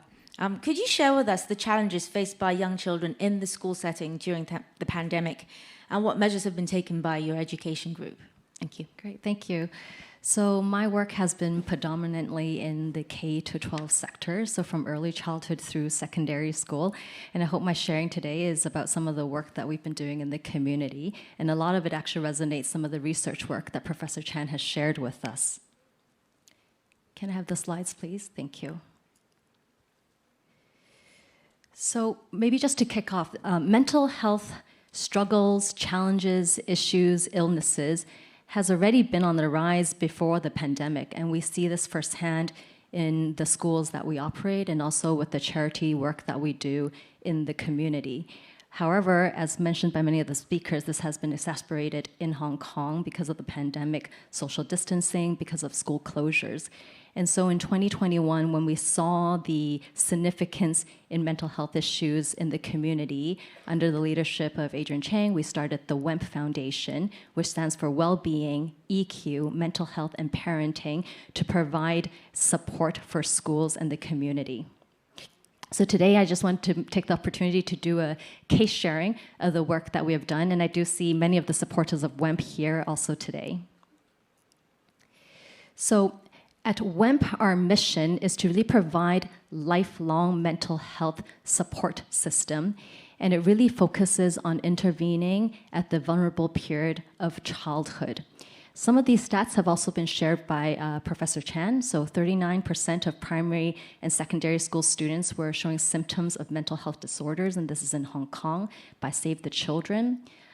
Professor Chan also shared, an increase of 40% of children seeking professional support for mental health and illnesses, as reported by Hospital Authority in the past 5 years. These are incredibly alarming figures. So why start from childhood? So we're really talking about the age of kindergarten, 3 years old to 12 years old, which is the main age group that WELM supports, is because research also shows that better health in children in childhood actually leads to 50% less mental illnesses. And we know that having that as the foundations going into preteens, into adolescence life, when in high school the pressures of academics also rise, that foundation early age is incredibly important. So at WEMP, we really focus on children first, parent first. But home is really an extension, school is really the extension of the home environment. So we were talking about this pyramid whereby we're supporting parents, schools, and children in developing positive parenting education and also learning on how to communicate more on students' emotions and mental well-being. We really believe in collective impact and efforts and bringing in the NGO partners and also industry experts and professionals in designing our programs and also rolling out into various schools. So here are just some of the names of the partners we've been working with since 2021 on our first year of pilot. So how we have structured our programs, I think this echoes a lot of the work that Professor Chan has also shared, right? Is really at 3 levels. Level 1, at the bottom of the pyramid, is what we call universal support, where we're hoping to reach all students in the schools that we partner with through various programs, including parenting seminars and also compassion programs, working with students in educating them on the communication of their feelings and also destigmatizing what mental health means from a very early age. The next level up is really what we call the level 2 intermediate support. We're doing more smaller group parenting focus groups and parenting support groups whereby parents are able to participate in our programs on going deeper on positive education and also on parenting support groups. Much of the work that we do are in local schools in Hong Kong and particularly in low-income families. So over the last year, some of the focus regions that we've been working with include Sham Shui Po, Tin Shui Wei, Kwun Tong, and etc. And we've reached out to 20 schools over the last year and pending 50 more schools in the coming year.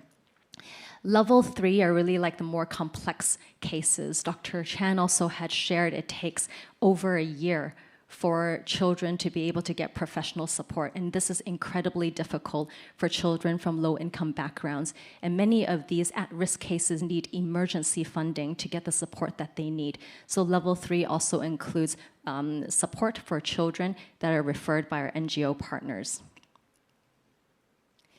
So just to share with you a few specific examples of the work at that level 1 universal support for children. So we've worked with primary school, partnering up with Just Feel. And Professor Chan also mentioned that actually students, many times young children just don't have the language or they don't know how to express their feelings. And so through these workshops, children are able to understand more how to communicate. And so this is what's done in the first version 1.0. What I want to share more with you is actually 2.0, which has been developed by the foundation, which are simple tools that we can facilitate families and children to communicate their emotions by having these emotion cards, right? And we found this as being very effective tools to help children and their parents and the schools to work with them on making it more accessible and easy for children to communicate their emotion and make it a habit for communication. This is another initiative that we have under WEMP, which is the 18 District Positive Parenting School Tour. We had actually produced and created this short movie as part of the program in our parenting seminar. We know how incredibly difficult it is for parents, particularly from our communities. Chinese parents don't normally talk about their emotions. Culturally, it's something that is just not very customary. And so we felt that through a film that talks about the life of an ordinary family. It's an intergeneration film, but talks about the struggles when the grandparent had passed away and also the family struggles during this time, and how actually the young child is impacted by the parental stresses, by the environment, not being able to communicate their emotions. And we wanted this film, as it was screened in schools, to be a starting point to have the parents know that many of these struggles that they go through, they are not alone. And we were incredibly encouraged when we did this screening during the pandemic time at schools that parents were very moved and they actually shared in the workshops and after the film how they related to this film. And actually they felt that they can make that first step to communicate some of the stresses that they have at home. And they had never even realized that some of the things that they were doing at home were actually impacting their children's emotion. Parents even shared that maybe by seeing the film, they realized that there were things that they had done wrong at home, and maybe it's time for them to also apologize to their child. And this is something that's very new to them. So a lot of this echoes what Professor Chan had talked about, that parents are actually the key in helping children build a strong emotional foundation from childhood. So mentioned earlier a little bit about the second level of support. So after some of these parenting workshops and seminars, we then go into schools to deepen the work on positive education and parenting education on mental health, how to manage their own mental health, but also how to help their children, and how to also notice signs of early emotional stresses in their children. So we're very lucky to also partner with Dr. Phyllis Chan from Queen Mary Hospital in designing our programs, and that has been instrumental to the work that we do. Next is the kindergarten mental health workshop. So this is a 3-year plan, and we're very happy to be supported by Foundation in supporting this work in reaching 5,000 kindergarten children in schools in Hong Kong, to provide them with also the awareness, the language, and also the education on what well-being and mental health means. Finally, as mentioned earlier, this is where intervention for emergency at-risk cases. So since 2021, we have also supported 60 children who were referred by NGO partners that needed emergency funding to be supported during this time. Personally, through my work in education, I've continued to mentor students, and I was also surprised that many of the students during this pandemic time found it very difficult to communicate with their parents, and this is across the board, from children from low-income families and also children who are studying in private schools. And oftentimes, actually, that first line of defense was gone, because in schools, when schools were in operation, teachers can witness the shift in behavior in children. But when children were not in school and they were on Zoom, and oftentimes classes in Zoom, there's like 2 pages of Zoom, you're not even seeing every single children on the screen, students didn't have an avenue to communicate. And so there was a student that I had worked with that actually had some shift in behaviors, but parent didn't even notice that, and it was actually disruption to sleep. And it's very easy for parents to brush off, oh, well, you're having lack of sleep, you're not managing your time well, and these are children who are in their teenage age handling examinations as well, right? So it's really important for us to have these resources, have that first line of defense at school to be supporting families. So with the student that I worked with, I had flagged to the parents that, I've worked with your child for 4 years. Sleep has never really been that big of a factor. I think this is an early sign of distress, anxiety. It's important to seek help. And because of early intervention, the student actually got help immediately. And within 4 weeks, they learned how to cope with the stresses of the pandemic, cope with the stresses of studying online, and finished off the school year and graduated very successfully and off to college, right? So firsthand, and also with the community work we do, we know how that intervention and immediate intervention is really, really important. So just a little bit about the impact that we've had to date. So we've reached 14,000 parents over the last year plus and 7,000 students. And as mentioned, we're looking to do more work this year with the support of the community leaders that we've gotten involved with WEMP. And it is our goal to reach 50 more schools this year, now that schools are operating this year, and it's easier for us to go into schools to do the work. Finally, we truly believe that children today are tomorrow's leader and contributors to society. And like UNICEF, we believe in educating all children. We believe that well-being is important to a child's education, and we believe in educating and nurturing children so that they can have a positive impact to the future. Thank you. Thank you, Jennifer. On this point, I would like to bring out a message from a 2021 UNICEF research report.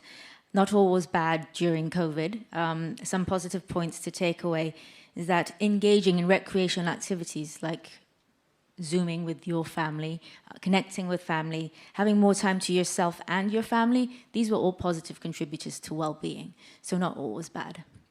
And just a final question to both our panelists. How can we facilitate equitable access to mental resilience development support? So perhaps Professor Chan first. As I mentioned just now, that disadvantaged young children from disadvantaged populations like children with illness and ethnic minority and things like that, they suffer a lot of bullying in school. So the promotion of resilience and inclusion and anti-bullying education. I see the CEO of Equal Opportunity Commission also here. So the general awareness of cultivating inclusion and diversity, acceptance is actually very important. Thank you. And Jennifer? Two things. I think it is about destigmatizing mental health, and that starts from a young age. And second to that is really access to professional counselors in school. As I mentioned earlier, school is the first line of defense. If we can have equitable access, I believe that if all schools can have access to professional counselors, we're able to continually support students, we're able to intervene before any case becomes clinically, mental health illness, and we're also able to support teachers ongoing. With the pace of change, I believe the triggers that create, mental wellness should be something that is ongoing, developed in schools. So those would be the two areas for equitable access. Thank you. So I think in summary, what we can bring away from today's panel is that supporting children and adolescents to build mental resilience, it's the joint responsibility of parents, teachers, schools, healthcare and social care professionals, as well as other care players in the community. With multi-sectorial efforts, together we can empower different layers and aspects of children's mental health support, from universal preventative interventions and social considerations to specialized services. So thank you very much to both our speakers on the panel. Thank you. Thank you. Thank you, Jessica, Jennifer, and also Professor Chan. And could you please remain on stage to receive a certificate? May we now invite Chairman of the Hong Kong Committee of UNICEF, Ms. Judy Chan.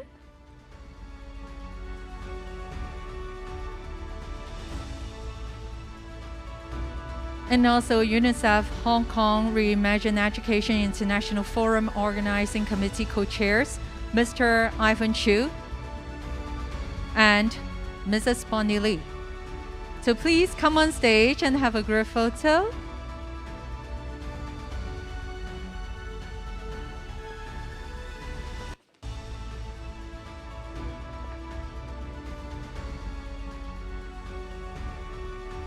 So once again, thank you, Ms. Jessica Ng, Professor Cecilia Chan, and also Mrs. Jennifer Yu Chan for such a wonderful insights sharing. Thank you.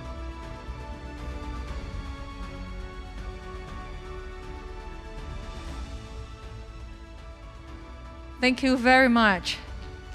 Thank you, our panelists, and also thank you, Ms. Chan, Mr. Chu, and Mrs. Lee. Thank you very much, and please be seated. Thank you. So do you know the thinking and inspirations of our children? Up next is a video about junior hosts of the For Every Child We Listen children's radio and TV program, co-produced by UNICEF Hong Kong and Radio Television Hong Kong.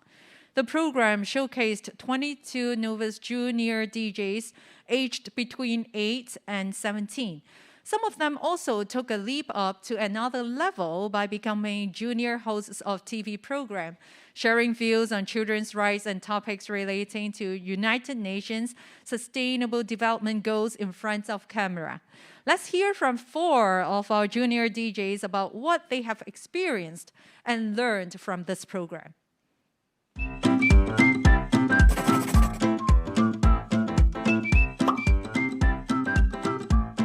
婉晴啊，你參加咗啲咩活動啊？我以前參加電台節目，我記得我有一個節目係錄反轉校園，咁係講一個可以帶寵物嘅校園啦。我喺我哋想嘅一個地方入邊學習係一件不可思議嘅事情。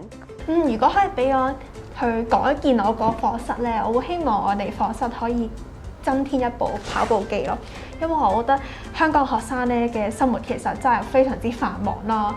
如果可以增添一部跑步機，咁都可以推動到啲同學做下運動咁咯。如果喺課室入邊可以食嘢嘅話就好啦。咁我記得就係有一集啊，就係即係未來嘅社會發展係點樣啦。我隨時咧撳一粒掣，就可以飛到去我想去嘅地方，喺瞬間。將來我做科學家，無限創新我哋要。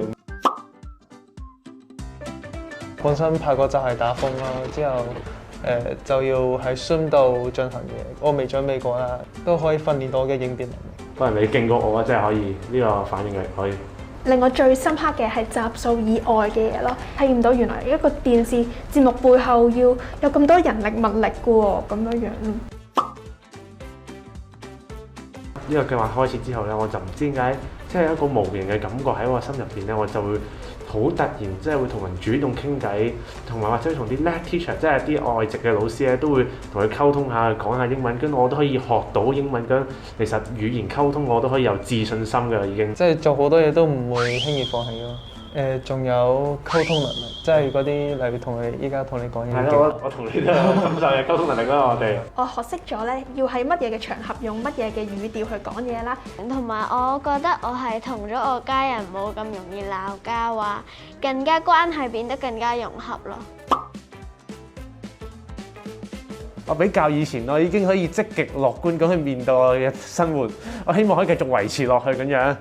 同埋我係覺得我自己係有好多自信心同埋溝通能力，我希望我永遠都可以 keep 住落去啦。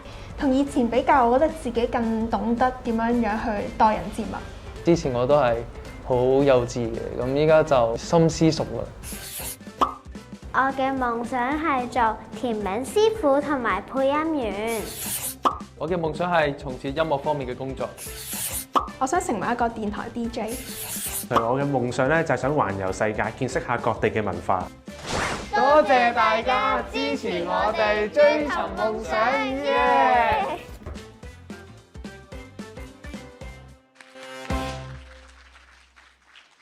In addition to foundation skills such as literacy and numeracy, our children need transferable skills to chase their dreams. By creating multiple pathways to expand skill sets like social engagement and girl empowerment, it would promote equity and inclusiveness. While over 2/3 of surveyed countries included transferable skills within their national policy documents, only 1/10 of them have defined the learning standard and progressions. In such, let's start today's second panel, Beyond Formal Education, and hear from our experts on how transferable skills can be promoted in Hong Kong. Let's all join together and welcome this topic's host, Professor Kai Ming Chan, Professor Emeritus of the University of Hong Kong. He's currently member of global advisory committees for several international organizations, and locally he was member of the Education Commission and also was instrumental in the overhauling education reform at the turn of the century, and his two distinguished fellow panelists, Professor Namila Rao and also Ms. Anna Hu.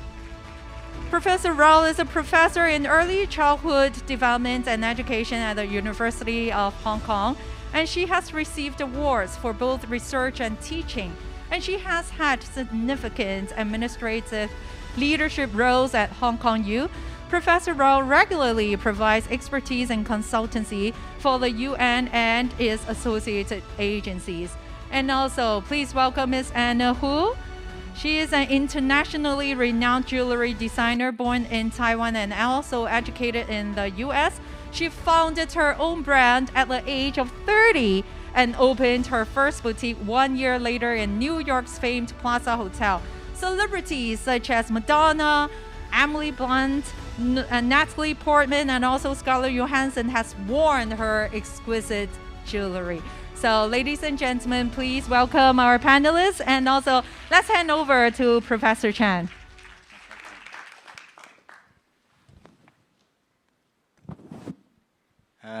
Thank you very much for this occasion. It's a learning experience for me. But I don't speak without a PowerPoint, so I have a PowerPoint. Very short one. We talk about changing society. Everybody says that society has changed. But what has changed? So this is my brief understanding. This is Helen Tupper in a tech talk, and she said her career path was a ladder, and there's a designated one goal, one hope, one path, and clear steps. Right? In Chinese, it's a bo bo go sing.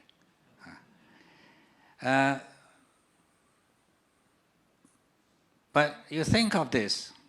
This is also what we are having in conventional schooling. I would rather turn the title of this session to non-conventional schooling. We ask students to do our assignments in order to attend tests, in order to achieve the kind of marks we expect, and then they go to examinations and admissions and so on and so forth. One path, one destination, one goal, and you know all the steps, right? But this is not the reality anymore. And you look at, also this is what people think, if you have good education, you have a very, very bright future. For girls, it's slightly darker, but still it's a stepwise future. And, but now, work-study mismatch is common. I wouldn't elaborate. Frequent change of jobs, frequent change of careers, short commitments, slashes, freelancers, YouTubers, and so on and so forth, right? And just recently, I have 3 young people. I knew them from different occasions. Came to me with the same sentence. Said, "This is my last day." In a job, of course, in a job. Yeah. I said, "Why? What are you doing? Change jobs? No. Are you unhappy? No. Do you feel unsatisfied? No. I've been very successful. So what are you doing? Oh, just want to pause and think. 停一下，諗一下. Well, the parents are very, very anxious and annoyed. What are you doing? Such a good job and you quit. But the peers envy. Yes, they can do whatever they want for themselves. So it's a changed generation due to changed environments. I don't have time to elaborate. So going to conventional education, conventional schooling, will not give them that kind of consciousness. So this is a new normal. And so Helen's co-worker, Sarah Ellis, said this is a squiggle. The career paths are no longer a ladder. It's like rock climbing. Each step you have to find the next step, and you know where the next step is. Nonetheless, you go on. So Sarah says that now I have new possibilities every day. I have new choices, new interests, new directions, new hopes, opportunities everywhere, every day. So this is my prelude for this session. Okay? So, Numera, up to you. Professor Cheng has put me on the spot. Thank you. May I have the... Thank you. I would like to... Oh, yes. Okay. Therefore, you never know what's the next step. we're also used to having our clickers with us. If I may have my PowerPoint, please. It's just such an honor to be here and to be on the stage with such an august panel. I'm going to talk about the importance of transferable skills. And just quickly, I'm going to talk about some of the skills that I think we need to succeed at work, at school, and in life. And I really do want to talk a little bit about UNICEF's view and its recommendations on promoting transferable skills. I've had the privilege to serve on Hong Kong Committee of UNICEF and plus worked with UNICEF field offices in dozens of countries. And I just want to talk about some of the noteworthy approaches to promoting transferable skills. So what are transferable skills and why are they important? We've heard this about this very eloquently from Andreas Schleicher, from Professor Cheng, from Ms. Cheng. Basically, we talk about certain skills being important. And I don't want to say that the skills we learn at school are not important. They're very important. They're the foundational skills, the literacy and numeracy that we really need to succeed. We know that people today, they may not have enough food in low and middle income countries, but they'll have a smartphone.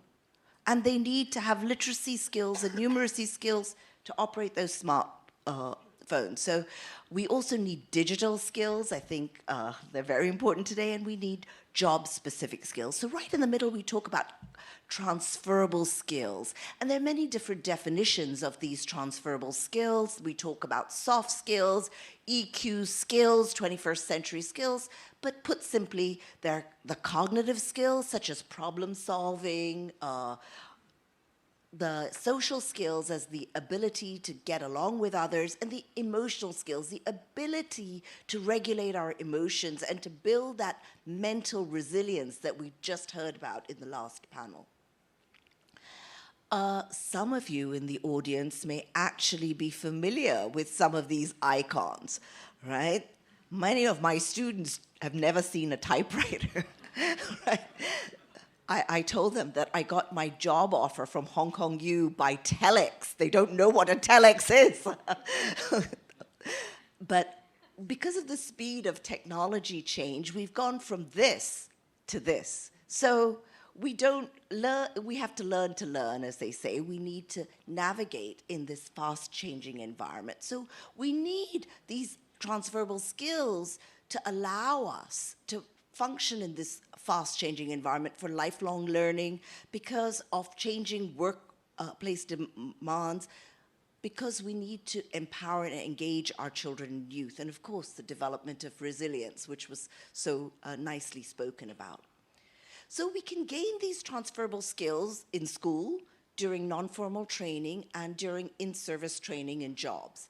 So UNICEF has a very nice model. They talk about getting these skills through teaching and learning. That's through formal education. I'm going to give examples of these. They talk about the enabling environments and systems strengthening. Because I don't have very much time, I'm just going to give one example from work about each of these. So in Hong Kong, in our school curriculum, we endeavor to promote transferable skills. You can't teach transferable skills in isolation. They have to be part of a subject. So I have two examples. One is from Serbia, where they have a preschool curriculum that actually explicitly focuses on promoting these socio-emotional skills. And in fact, I do want to put a plug for UNICEF's excellent package on socio-emotional skills. And on the right is something that was developed in 2000 in Anji County in Zhejiang province, which is a rural county. There's Madam Cheng. She developed this Anji Play curriculum, and it's a whole early childhood curriculum that has gone across the world. But I do want to say just one thing about this curriculum. it wasn't designed to promote transferable skills, but Madam Cheng, 22 years ago, she felt that children are being protected too much. They need to take risks in play. You know, we cotton wool our children, right?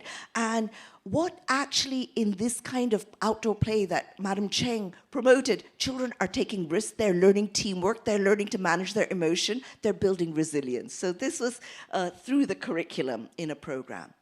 We also, we're very concerned, we've heard other speakers talk about gender transformative education. Every speaker has talked about girls. It's not only about girls, it's about boys. In many countries in Latin America, boys are falling behind. There are more boys, males in university in many disciplines than girls. So gender transformative education moves beyond access to empowerment of both women and men. I love this. This is something taken during the COVID pandemic. We've heard from our speakers that schools are central to family and child well-being. We know what happened, I don't need to repeat, when schools were closed. Schools were a source of transferable skills. Schools were also a source of mental resilience. Teachers were absolutely outstanding during the pandemic. And they actually, you know, in many countries, schools were where children got their only nutritious meals. And teachers used to take meals to students from poor families. Because of time, I just quickly mentioned 2 or 3 programs that focus on enabling environments. The country of Jordan is focusing on SDG 4, which is enabling equitable, universal access, quality education to all. And basically, Jordan has lots and lots of refugees, particularly from Syria. And what they found is schools were not a safe place for these children because about 70% of Syrian refugees reported getting bullied and didn't want to go to school. So they had an after-school program, and they build sports, so children work together, and it's been evaluated. So actually, we want children to have a safe school, what UNICEF calls child-friendly schools, right? So that is how we change the environment. At the other level of system strengthening, UNICEF's Upshift program is an excellent example of how to build transferable skills and create opportunities for socially disadvantaged youth in low and middle income countries. It has several phases: skill building, civic education, empowerment, and entrepreneurship. It started in Kosovo, and it's now in 32 countries. Basically, it's for youth from socially disadvantaged communities. Let me just give you a quick example. Say in a community, there's no preschool, and they're unemployed youth. They encourage the youth to get what we call TIVET. They train the teachers, and they provide safe spaces for early education. That way you're meeting a community demand for early education, you're giving youth skills, and you're providing a way of community engagement. So this is a very popular approach. And as I said, it's now in 34 countries around the world. So this is working at the system level. The Upshift program looks different in different countries. I'd like to end by reminding us of the Sustainable Development Goals that we have committed to and to protect our planet and end poverty and combat climate change. Transferable skills deal with at least 5 Sustainable Development Goals, such as quality education, good health, gender equality, no poverty, and zero hunger. So I think that transferable skills are really very important, and we need to think beyond formal education. Thank you. Thank you, Namra. Namra has been working in quite a large number of international projects. Anna? Hello, ladies and gentlemen. First of all, thank you for Judy's lovely invitation. I flew especially from Monaco to Hong Kong to join this very sympathetic conference. And also, in the next few minutes, I will share my personal experience as a mother of 3, how I survived the pandemic time with 2 teenagers, 18, 15, and a young baby girl, 4 years old, with different method of education. Thank you. May we please start with the slide? Thank you. Already there.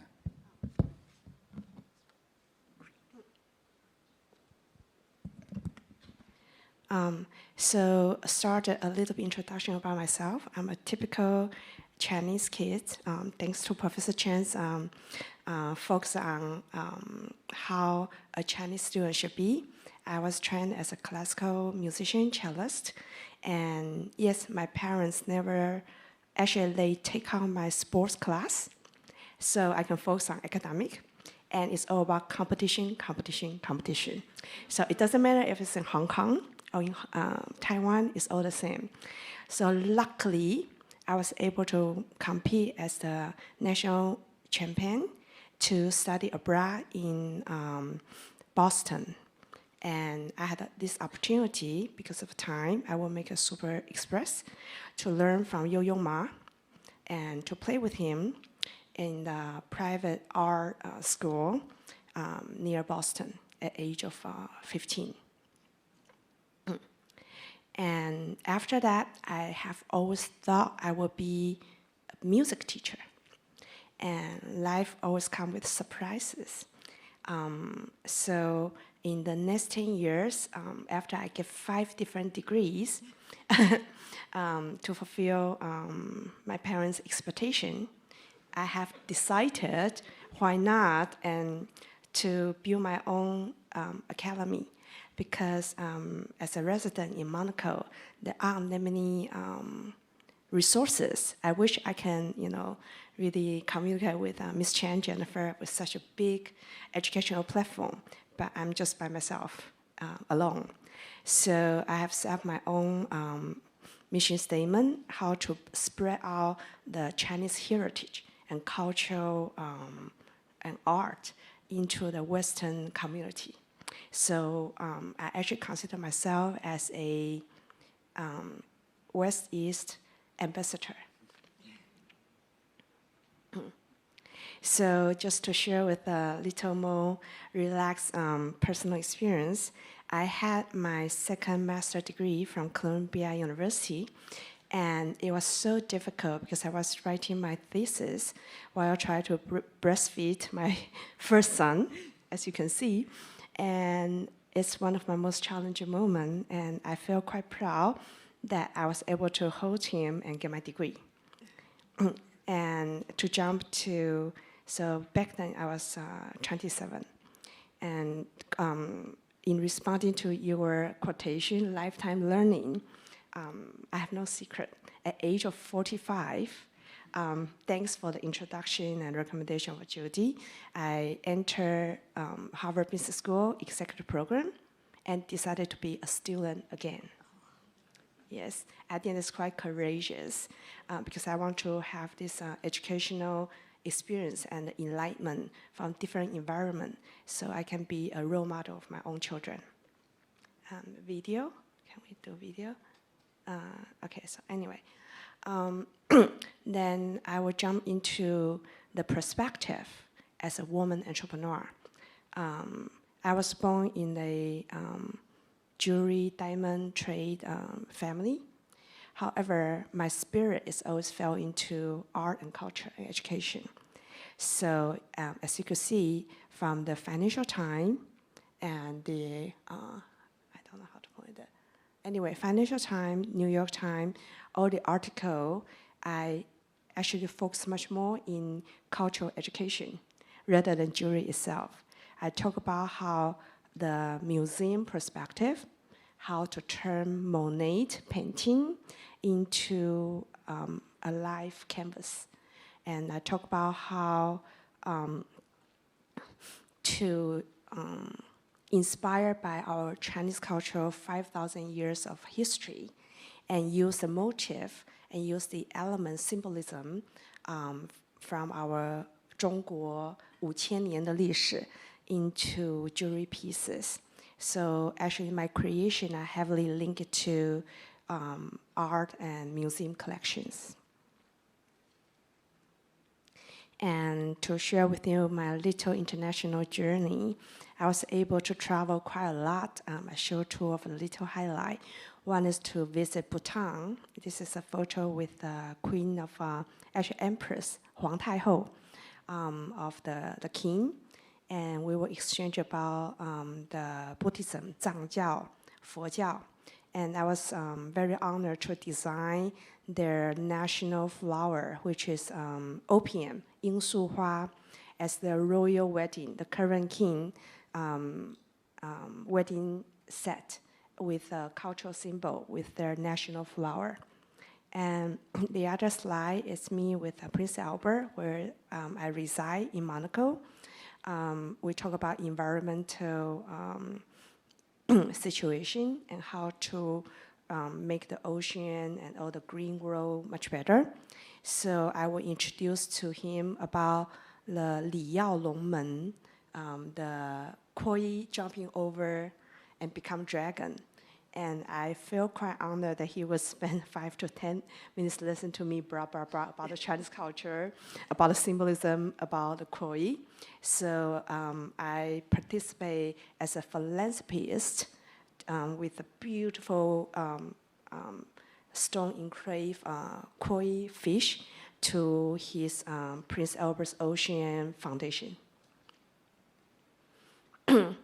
And to share with you, I also have this international experience with Hollywood, with a movie star.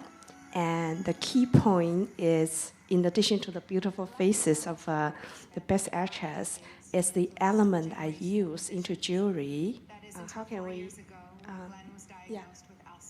So, this is Gwyneth Paltrow on the stage, wearing a fire phoenix element from 火凤凰, from our Tang Dynasty scroll painting. So as you can see, I also put into, for example, Toronto, 杜兰朵, which is an opera created by Puccini, using the Chinese princess element, with a Ru Yi element, and then with the Scarlett Johansson, I talk about the mythical Chinese dragon, 我们的龙腾, and also with Hollywood Swan, that's a earring inspired by Chinese Linzhi. So I got quite busy, sure, and then also with Gwyneth Paltrow with our Chinese four gentlemen, 夏竹. So I got quite fulfilled to share this educational experience, educational element with a Western client or celebrity or royal member about where I came from, which is China. And I couldn't be more than proud to be a Chinese global citizen. So at the end, I would like to share. Okay. Okay, this is my child, speaking in mother tongue, French and Russian. As you all know, in Monaco, it's a nation. It's like a United Nations. There are about 140 nationalities, all squeezing in a little village. And my passion and dream is how to represent, as a Chinese entrepreneur and as a mom, not only to focus on our Chinese tradition, but also to bridge and link the Western friends together with the Chinese community.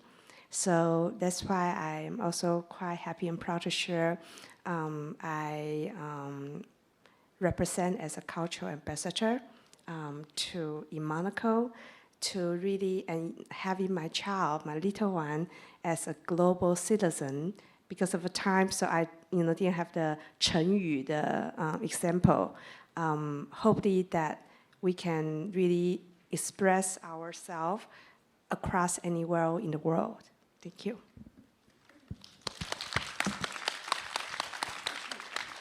Thank you. This is a testing time for the whole world, apart from the geopolitics and the war, the pandemic, and everything else. But I always believe that the world or an organization or even a person cannot advance with a deficit model.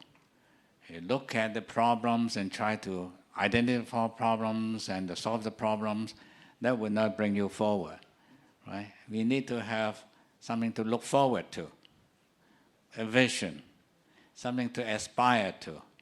So if I ask a question for both of you, what would you aspire to at this moment? I think for me, because I'm interested in children and adolescents, I think my aspiration is that we as the adults, as the teachers, as the parents of children, we really promote holistic development of children. We heard Anna talking about more than cognitive. It's transferable skills. We need to build the resilience that we heard Cecilia talking about.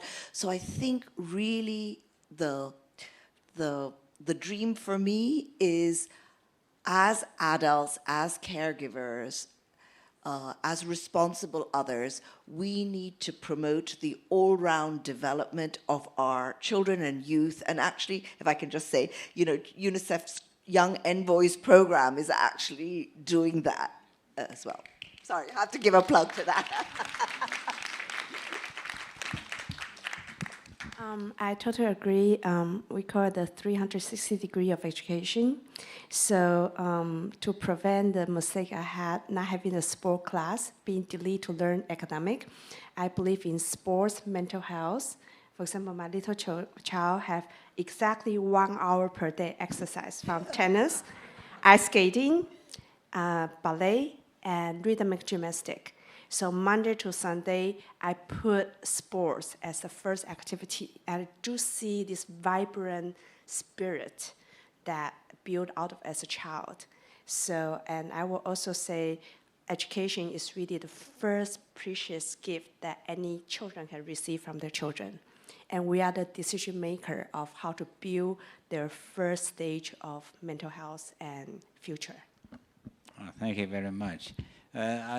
I've been given the opportunity in 4 international conferences to tell people what have happened in Hong Kong during the pandemic.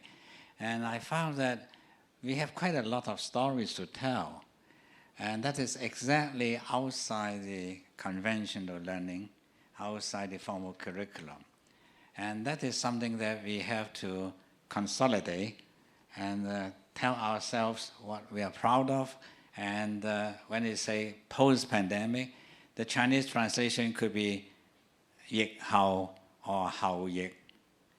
And I prefer the latter because it's no longer just post-pandemic is not equal to pre-pandemic. The world is totally changed. Nothing will be the same. It's a new era. And therefore, we have to prepare for a new environment and what they call new normal. And in that, I think, on the one hand, Hong Kong, like Nirmala and UNICEF, is fully aware of what is, not fully aware, but aware of what is happening elsewhere. And that makes Hong Kong very international because we have the window to every part of the world. But on the other hand, we also have to think of how we can contribute. Because what is happening in Hong Kong, quite a number of things are unusual. When most of the other countries, developed countries, are talking about learning laws, we do have some laws, but I don't think this is the discourse in Hong Kong. Teachers are just trying hard. The professionalism demonstrated here is rather unusual. And also I have the feeling that it's no longer possible to compare countries' advancements in education as a correlational thing to their economic strength. And it's a new era. Things are quite different. We can do education regardless of our economic status. We can go on forever, but I know time is limited. Is there anything you want to speak to the audience to bring home?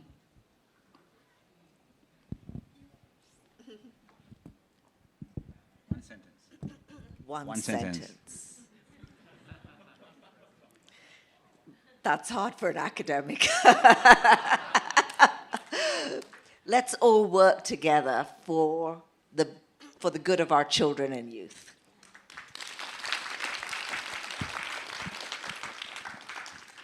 Let's transform traditional education to a more innovative, loving, warming spirit to global children.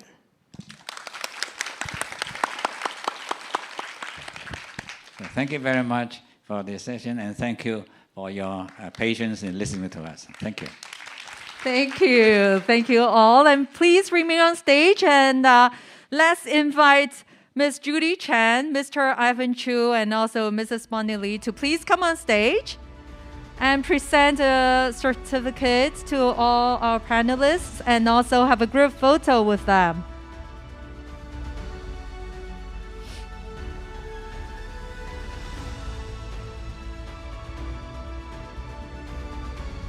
係啦，我要揾我哋嘅大會攝影師，你喺邊度？喺嗰度，好好。Okay, first of all, may I invite all our guests on stage to please have a look at our photographer who's waving hands. Yeah, okay, please have a look.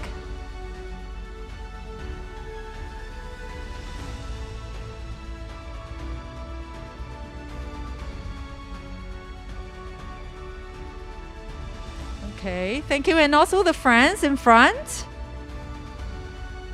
Thank you very much, Professor Chan, Ms. Hu, and also Professor Rao for your valuable insights. Thank you. And also thank you, Ms. Chan, Mr. Chu, and also Mrs. Lee. Thank you so much.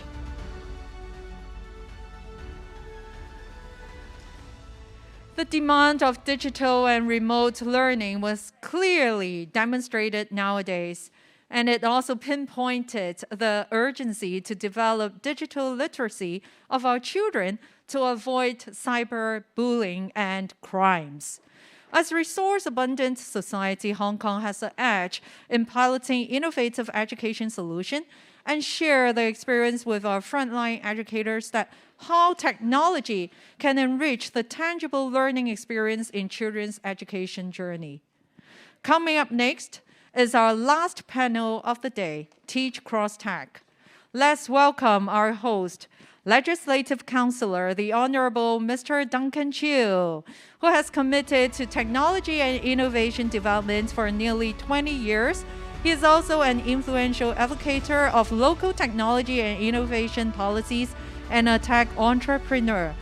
His panel of 3 distinguished speakers include Professor Stephen Cheng Yan Leung, Mrs. Martha Kasich, and also Professor Nancy Law.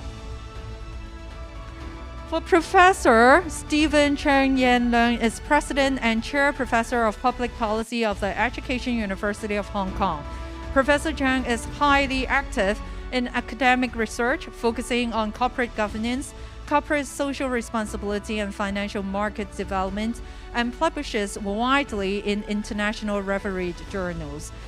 Mrs. Martha Kasich has published popular bilingual Max and May picture book series, action-packed Panku comic series for children learning Chinese as a second language, and collaborated with UNICEF on the COVID booklet to help children stay safe and smiling during the pandemic. And Professor Nancy Law is Associate Dean Research in the Faculty of Education at the University of Hong Kong. Her team's research on the learning and assessment of digital citizenship has contributed to a better understanding of the threats to and protective factors for students' learning and well-being under COVID-induced school suspensions. Professor Zhang and Mrs. Kasich will join us virtually today. And let's hand over to Honorable Chiu and the panelists. Mr. Chiu, please. Thank you, MC. Professor Zhang, Professor Law, and also Mrs. Kiswick. Hello, everyone. Good to be here and share with you. I think our topic today is quite timely, talking about teach times tech. I think we have a long day talking about different reimagine the future of education, how we should prepare our generation for the future. And I think pandemic actually dealt us a big challenge in delivering education. And I think technology come in as a big part to help us smoothly, maybe, to actually pass on our teaching experiment and our education experience to our students. But definitely, I think we are just at the beginning stage of having tech and teach blend together.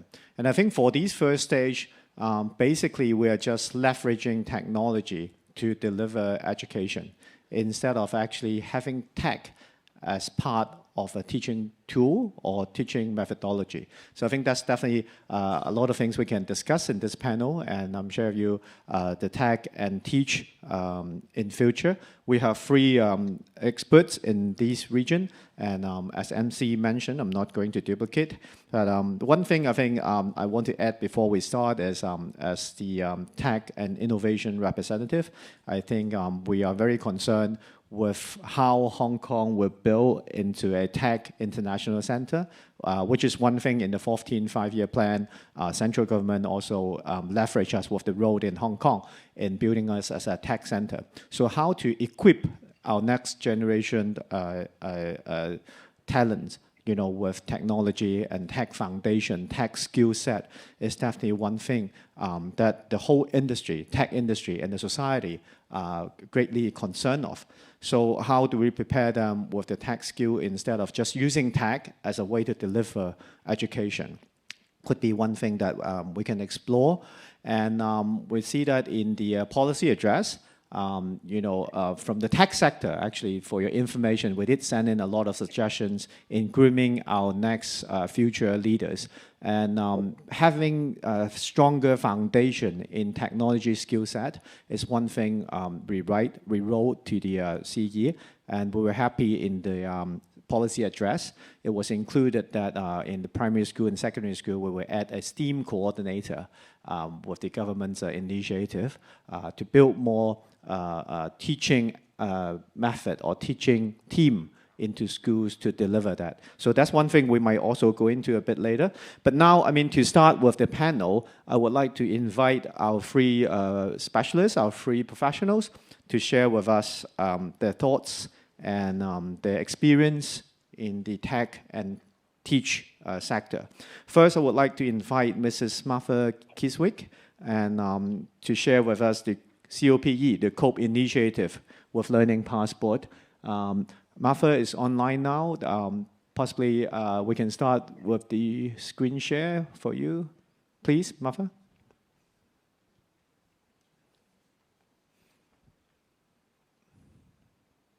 Can you see my screen? Yep, perfect. Yeah, okay, great.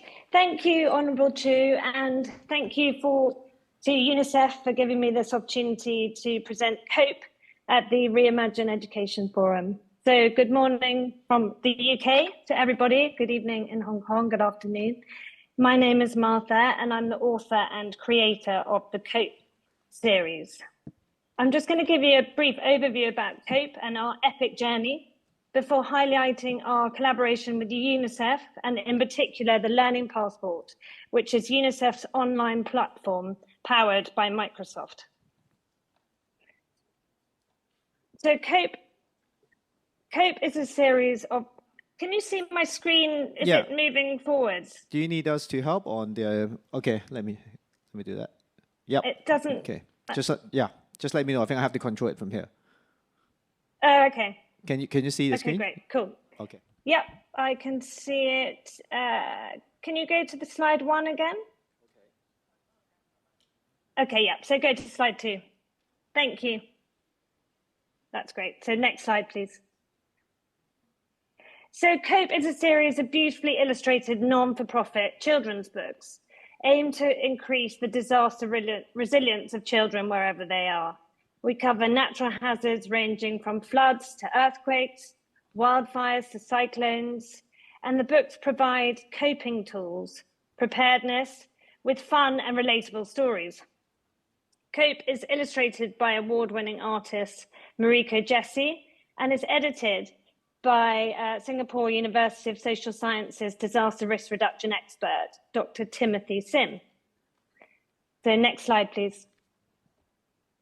So the COPE concept. So the plots all start at the COPE Academy, an international disaster hub set up by a Grand Mistress Fu hidden deep in Sichuan province.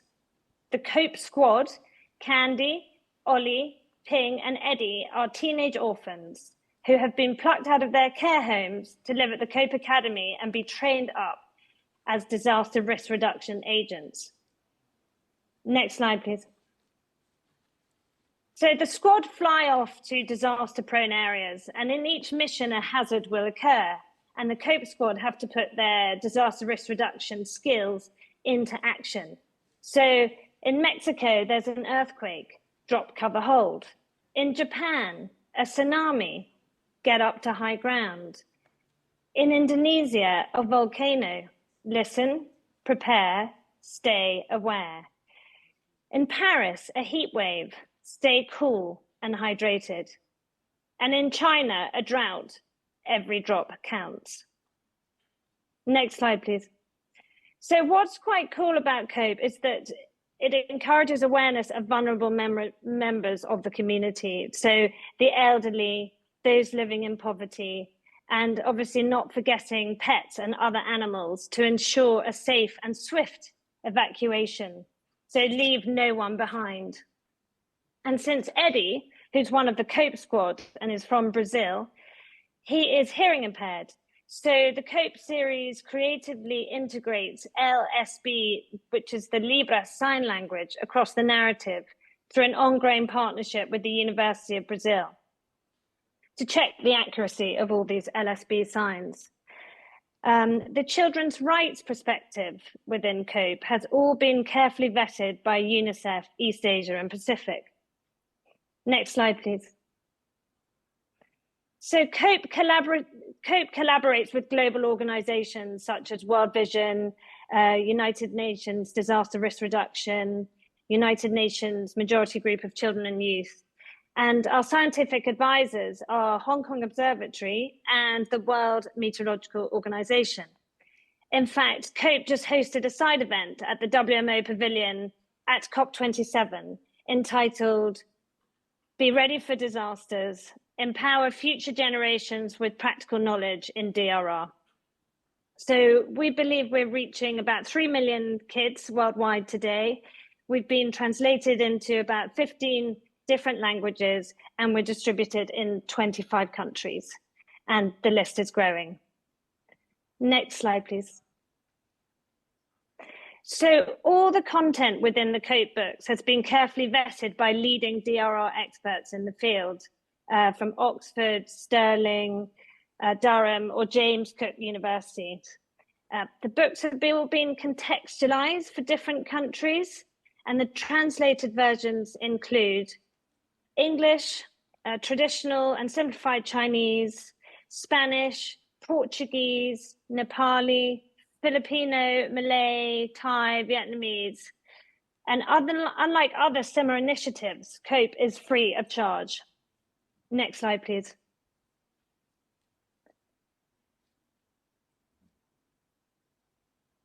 Next slide, please. Thanks. So dissemination. The books, the physical books, are all disseminated through DRR educational projects in the field, in schools and clubs across the world.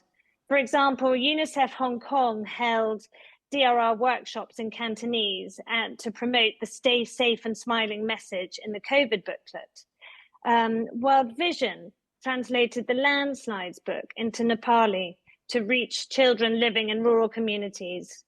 42,000 books were printed, with teachers, parents, and volunteers all being trained up in DRR. Next slide, please.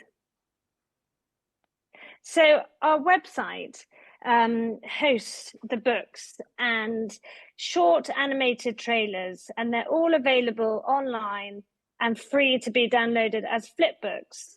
And the website is colourful, interactive, and fun. So we try and get kids to access to download all this free content. Next slide, please. So with our collaboration with the Learning Passport, we began this back in January, at the beginning of January 2022. So the UNICEF Learning Passport is an online, mobile and offline tech platform which enables high quality, flexible learning. It provides free education for children and youth and teachers around the world, especially for those who have been affected by crisis. The COPE Learning Passport collaboration helps young learners to be prepared and navigate disasters, as well as to understand the impact of climate change in their own communities, as well as globally. The Learning Passport has so far been formatted and uploaded COPE content onto 8 different instances, which include the Global Digital Library and other platforms in Timor-Leste, Lebanon, Sierra Leone, Egypt, and the East Asia and the Regional Hub, as well as the Learning Passport Global Digital Library. Next slide, please. To other online platforms where COPE has been uploaded is the UNDRR Prevention Web, which is a platform to share knowledge for disaster risk reduction and resilience. COPE has featured on this global platform since 2019, where we teamed up with the UNDRR to produce a booklet to commemorate World Tsunami Awareness Day. Next slide, please. So We Adapt has also done a brilliant job at uploading COPE onto their collaborative platform, which focuses on climate change adaptation issues. It allows practitioners, researchers, and policymakers to access credible, high quality, informative, and connect with one another online. And next slide, please. So the World Meteorological Organization also has an innovative platform which features conference and expert reports, working papers, journals, and newsletters, and information dossiers on weather. We've just received word that the WMO will be translating all 10 COPE books and will translate them into the 5 UN languages to upload onto their platform. So these languages will include Russian, Chinese, English, Spanish, French, and Arabic. And we believe this reach will be huge. Next slide, please. So digital education, COPE is being developed using more digital programs. So at the moment, the COPE characters are being brought alive through the creation of audiobooks, with the Droughts book in Arabic recently being developed by the UNICEF Learning Passport team in Egypt. Next slide, please. Also available in audiobook format is Wildfires in Spanish, which has been developed by IARD, which is the International Argentinian Response Disaster Risk Reduction Institute. So they will be translating all of the books into Spanish to be used as audiobooks. Next slide, please. So future plans for COPE. We want to continue our mission of providing free and creative DRR educational content for all children globally. We'd like to translate more books into more languages for online distribution and offline projects on the ground. We'd like to produce more COPE digital content, such as the app, which we're just developing with the university in the Czech Republic, Masaryk University, which will have interactive play to reinforce disaster preparedness. And we're also working with the 10 company in Singapore to produce animated jingles with these key DRR messages to be disseminated globally, either online, offline, TV, or on the radio. So thank you. Moving to the next slide, please, which really just says thank you so much for listening to everybody, and again to UNICEF for allowing me the chance to present at this forum. And please do reach out if you'd like to get involved with COPE, or if you have any ideas for us. We are very flexible, and we're always up for new collaborations and finding key ways to get these key instructional messages out to kids all over the world and be prepared for disasters. Thank you very much. Thank you. Thank you, Martha. That's definitely a wonderful initiative to promote disaster awareness for children. And maybe I jump in for a question for that before we do that at the end. I think you have done some, because our panel is about teaching tech. So you did some digitization of the teaching materials and broadcasting in different part of the world. Any further step? Because I've seen the showcase you have, like the disasters awareness. Maybe we can do more work on tech. Let's say the digital experience about what earthquake is like with VR. So students can young kids can actually say, hey, how do we prepare for that if there's an earthquake and stuff? So move them to simulate a drought situation in Saudi Arabia, where kids in Hong Kong have no experience of. You have any plans like that? Well, I think that would be an amazing idea, and it would be really interesting to team up with one of the big animators to really try and bring these messages. The first project that we're working on at the moment is the jingles, which we're working on with a company in Singapore called the Teng Foundation.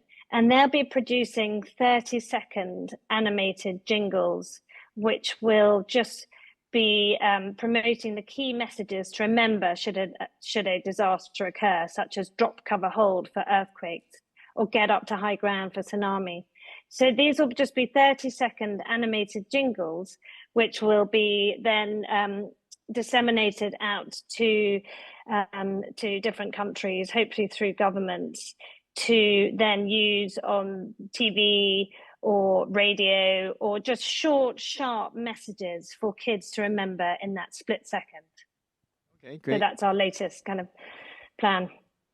Thank you. Looking forward to that. So before we have these teaching materials, of course, we have to have students' awareness in tech, in educations.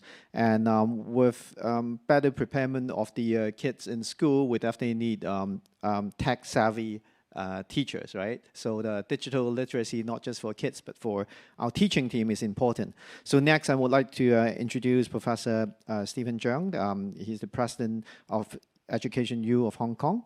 So I think we would like to have Professor Cheung to share with us on the how to enhance students' and teachers' digital literacy. So please, Professor. Oh, thank you, Honorable Ji. Can you hear me? Yep. Yes. I would like to start by thanking the organizer for including me on this distinguished panel. Next slide, please. As an economist, I've been always thinking about an important question: how we can enhance Hong Kong's future competitiveness. Our next generation need to be competitive. This implies Hong Kong needs an education system to nurture a competitive new generation. In my view, we need to strengthen 3 elements in our education system in order to do that. These elements are innovation, creativity, and entrepreneurship. In Chinese, we refer to 3個創: 創新、創意同埋創業. Next slide, please. As the president of a university, I welcome government investment in enhancing our research capacities. As a result, Hong Kong universities rank very high in the global university rankings. However, we should also be mindful that the importance of investing in our foundation education system. Next slide, please. In my view, innovative education should start as early as possible, and more importantly, in a fun manner. We have been talking about STEM, STEAM, STREAM. It doesn't matter which one we're going after. STEM, STEAM, STREAM, doesn't matter. But don't forget, the curriculum should be cross-disciplined, interesting, and last but not the least, relevant to our daily lives that the student should be able to understand easily. Next slide, please. Otherwise, students will lose interest in studying science subjects. The consequence is less and less students in Hong Kong choose science subjects in their studies. For example, in 2022, less than 30% Hong Kong high school graduates took biologies, and less than 20% took physics in the exit exam we call DSE in Hong Kong. What is happening now is that our university has top scientists doing excellent research, but at the same time teaching a group not so top students in either faculties of science or faculties of engineering. Next slide. What Education University has been doing. Education University has been involving in a project called Cool Thing at JC, sponsored by the Hong Kong Jockey Club Charity Trust during the past 5 years. In short, we train our primary school students to use IT as a solution to solve the daily life problems. Some of these kids, primary school kids, have learned how to write apps, simple apps.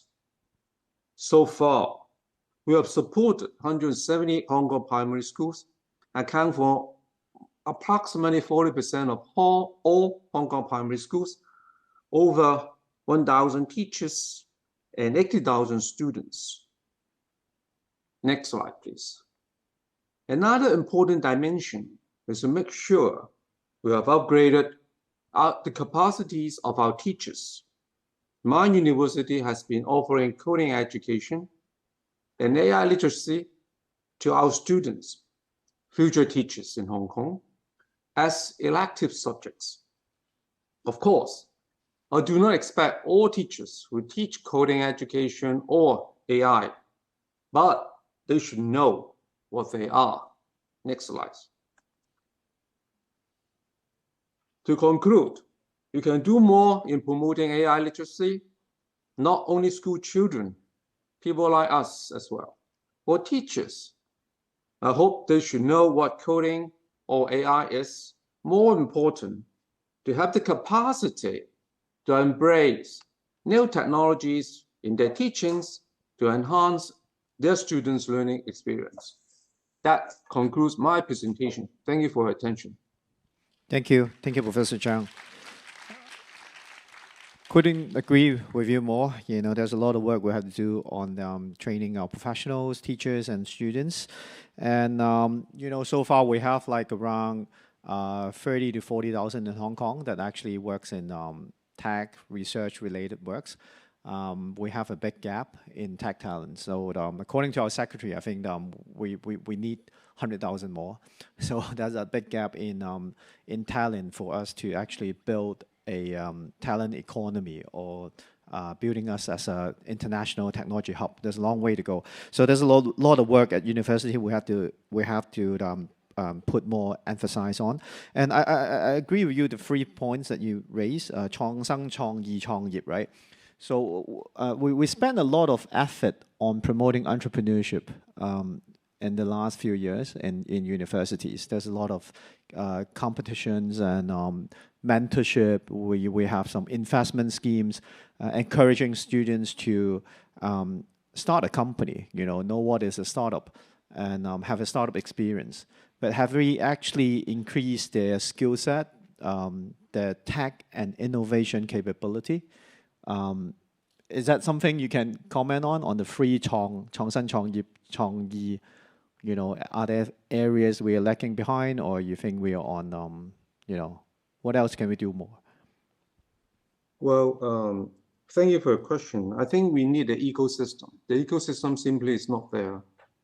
When you mentioned about our tech industry in Hong Kong, we have a shortage of tech personnel. But the way I look at it is ecosystem not only on the output side, it's also on the input side. Input side including the primary school, secondary school, and university. We need a system that would educate our kids in terms of innovation, creativity, and entrepreneurship as soon as possible, as early as possible. This is the way I'm looking at it. So we need to build that ecosystem. And for a short answer, I think we are lagging behind, in terms of our innovative education, comparing with other economies. Yeah, thank you, Professor. Totally agree. I think in primary and secondary, there's still a lot of work we have to do. And I think we have to do more in keeping our talent in Hong Kong as well. Actually, we train a lot of tech talents. We always talk about the 18 unicorns, etc., built from Hong Kong or built by Hong Kong. But most of these students, they graduate and then they build a company elsewhere. So, whether we can keep our talent in Hong Kong after graduation is also something we have to do more. That's why we promoted the government to have these new office in bringing in research companies and tech companies into Hong Kong with our Northern Territories, and building more research or high-end tech functions and tech functional jobs in Hong Kong. And yeah, pardon me, I always go off script. You will know me if you've seen me being a moderator. So let's go to our third speaker, Professor Nancy Law. We talk about the some learning initiative from MAFA and then from the university's angle. And now let's go to digital learning. Professor Law is experts in this area and with the interaction digital learning. So maybe we'll let Professor Law introduce your work on this. Thank you very much. Thank you. Good afternoon, and it's my pleasure to be invited to this very meaningful Reimagine Education Forum. In fact, I find the keynote and the panels very inspiring. Yes. So this panel is titled Teach Cross Tech. To me, why do we want to teach? We want children to learn, but teaching is not equal to learning. We might teach, but children may not learn. So we need to know how people learn, and learning needs air. That means the learner has to be active, has to be interactive. The interactivity could be with the learning resources, but much, much more importantly, we are people, we need social interactions. We hear so much about the social, emotional health, mental health. So without interactivity, we cannot learn well. And then learning has to be reflective. We need to think about why we learn, what have we learned, how have we learned, and if we don't succeed, how do we overcome the situation? So if learning needs air, then we need the learner to have the agency, and then social learning. So what does it mean for learning technology? Then the learning technology has to empower learners and connect learners with peers and the wider community. So because we really want to understand how children learn, particularly now that we are in the digital age, we are not training robots. And how children, we all know that children's growth and development depends on the environment, the social, physical, and digital environment now. And with the changing digital environment, how are children's development affected? So we had a very, we were able to get funding, a 5-year funding project from the Research Grants Council in Hong Kong to do a theme-based research to to address the grand challenge of understanding and improving the development of digital citizenship in a multifaceted manner. So we had, the core was a longitudinal study, and the dates may be a little bit important. So when we designed the study, we had no idea about COVID, And the first round of data collection was completed in the first half of 2019. And then the second study, data collection, was in April to August 2021. And when we analyze the first round of data, we find that digital divide is more than access to digital technology. It includes digital competence and also family support in the digital aspect. And then digital literacy is in fact a protective factor for digital well-being against internet addiction and cyberbullying.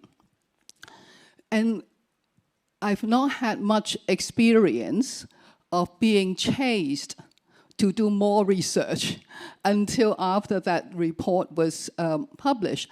And then people ask us, what should we do? I mean, we really have a very supportive community. And I said, well, we need more research because, I mean, all I can say without more data, it's just quite intuitive. But what have happened, in terms of children? So we actually was pushed to do more research.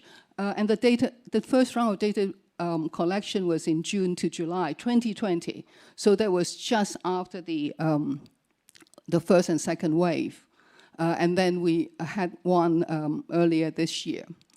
And we were doing the study on what we call e-citizen education 360.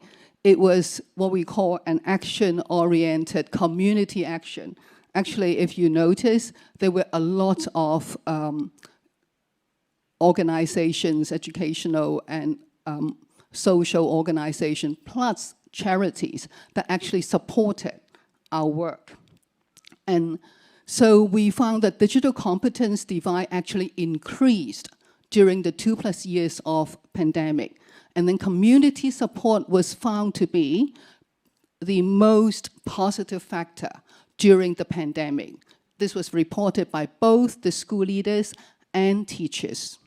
And then the digital divide in parenting was in fact also quite prominent, and particularly for the adolescents. Parents of adolescents found it very challenging. And digital literacy as a protective factor, again, was reported in both rounds. And then the school e-learning organization strategies and collaborative culture actually matters a lot. We hear about, okay, so the family SES is important. But in fact, we found that, say, if you were a child from a disadvantaged family, but your school, the average SES is high, the child with the low SES is not disadvantaged. But a child even if you come from a high SES, if your school's average SES is low, the whole school is affected. So I think these are the kinds of things that we really need to understand more. And I was reporting on the work that we have done in Hong Kong. But in fact, there were quite a number of global projects that also had similar findings. Say one of them is the DigiGen, which is a European project funded by the Horizon 2020. They started actually in January 2020 and just finishing this month. And I happen to be on the International Advisory Panel. And we find that, they find that in fact, the digital divide is also prominent, even within the European countries, within and across the countries. And then they also find that integrating the digital technology into families is important. So they have this term, doing family. Family is not just, a static thing. So you have to nurture it. And having the digital activities within the family members, in fact, is important to support the child. And also, there is an important part about children's digital rights. the digital rights to be protected, but also to be empowered through the use of technology. Another very well-known project is the Global Kids Online, and they're also very keen on the children's rights in the digital age. For the children without access to the digital technology, they in fact cannot survive the challenges that well through the pandemic. But at the same, and also they can also be developing new skills. But at the same time, there's also the risk. So how do we protect children, both at the system level and also at the individual level is important. And again, the the same three themes comes through. So I started by saying that learning needs air.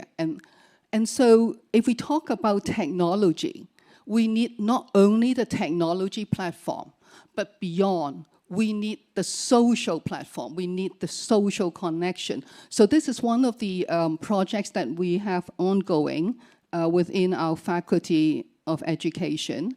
And it's in fact, it's called InSTEM, Integrated STEM Education for schools. We believe in, if children were to be learning, to be 21st century citizens, to have creativity, to have critical thinking and collaboration and communication, the classroom have to change. That means how teachers teach needs to change. How do teachers learn? And the way the school organizations go has to change, including staffing, including the infrastructure, but also including the curriculum and even simple things like the timetabling.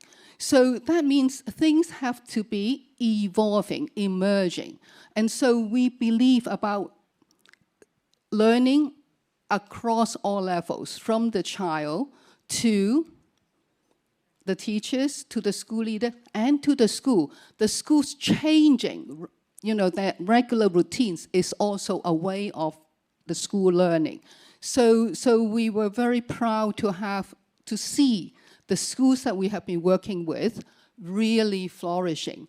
Kai Ming earlier was saying that, the schools were the teachers are very brave, and I think Nirmala was also saying the same. We have been working with the teachers, and I have to say, I want to say kudos to all our teachers and school leaders. They've done so much. So I think that's the end, and I would just want to say, if we want technology to work, we need to focus on learning. Learning is social, and it is a design issue that we need to pay attention to, otherwise it won't work. Thank you. Thank you, Nancy. And can I just quickly ask you one further on question, with your studies?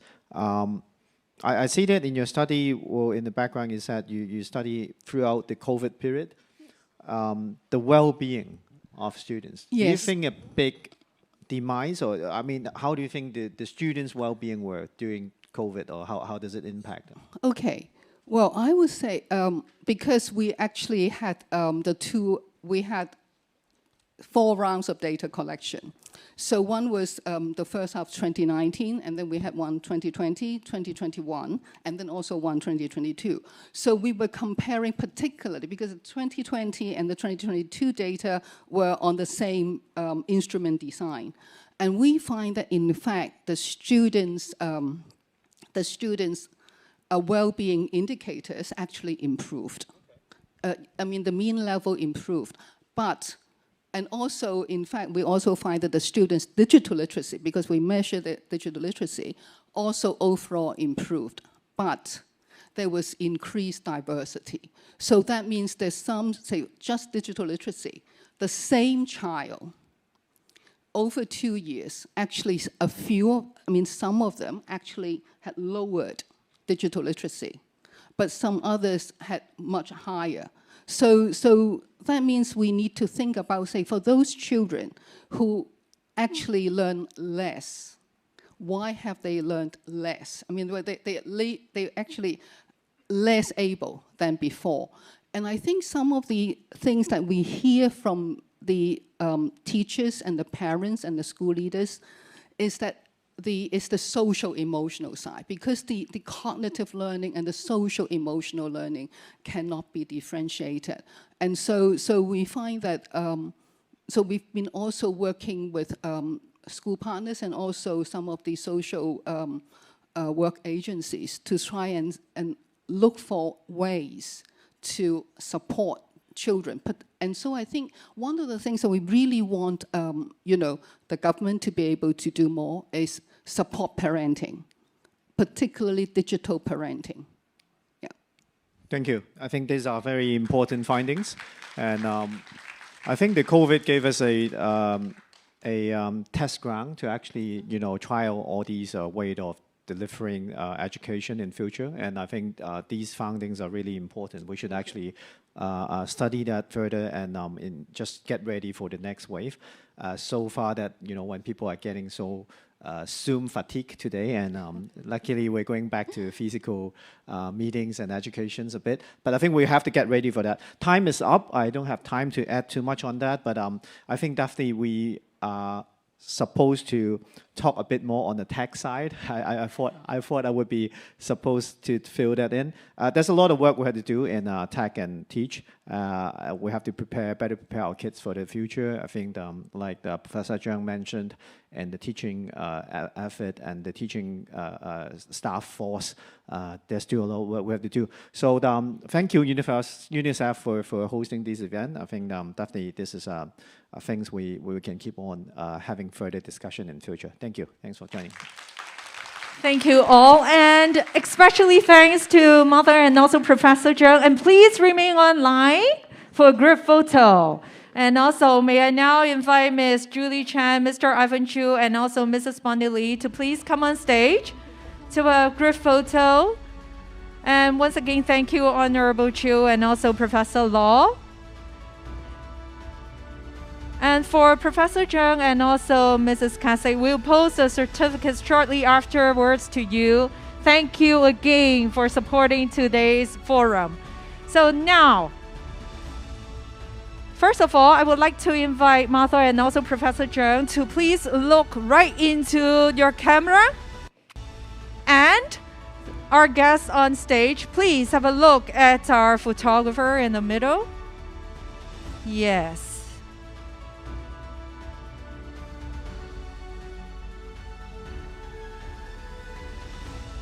Thank you. Thank you all. Thank you so much. Thank you. And once again, thank you, Mother, and thank you, Professor Zhang. Thank you so much for your precious time. Thank you. Thank you. And also thank you, Honorable Chu, and also Professor Law. Thank you so much. Since the establishment of Hong Kong Committee for UNICEF in 1986, we are proud to have achieved many important milestones to protect the rights of every child.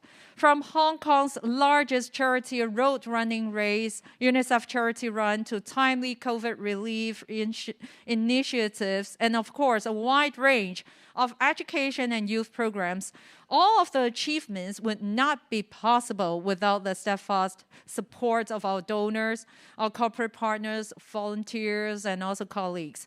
Near the end of today's forum, let's have a quick review of what UNICEF Hong Kong has accomplished to advance the rights and well-being for our next generation.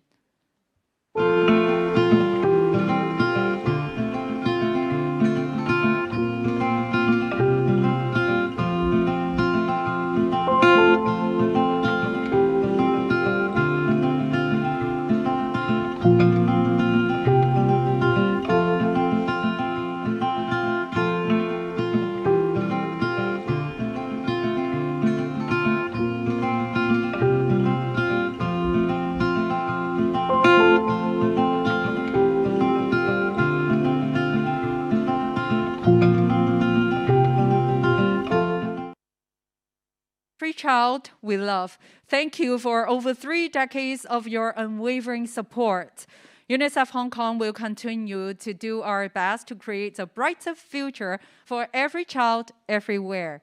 So ladies and gentlemen, this concludes today's forum. On behalf of our host, the Hong Kong Committee for UNICEF, I would like to express our heartfelt gratitude to our honorable guests, distinguished speakers, and also all of you for joining us this afternoon. So I would like to invite you all for one last big round of applause for our speakers and our guests, and also all of you. Thank you so much. And for the time being, I would like to invite our guests and also speakers to leave first. 所以在这个时候呢，我们先请我们的讲者可以先离开我们的会场，谢谢。And also I would like to remind our guests to please return your SI headphones and receiver to our SI counter. 喺呢個時候，我亦都有請大家咧，就係將我哋嘅即時傳譯機咧，可以放翻喺我哋外面 SI counter。在這個時候呢，也有請大家把你們的即時傳譯機可以放回去我們大會外面這個 SI counter. So once again, thank you all for joining us, and we are looking forward to see you soon. Goodbye, and have a wonderful evening. 再一次感謝你們今天的來臨，謝謝，謝謝。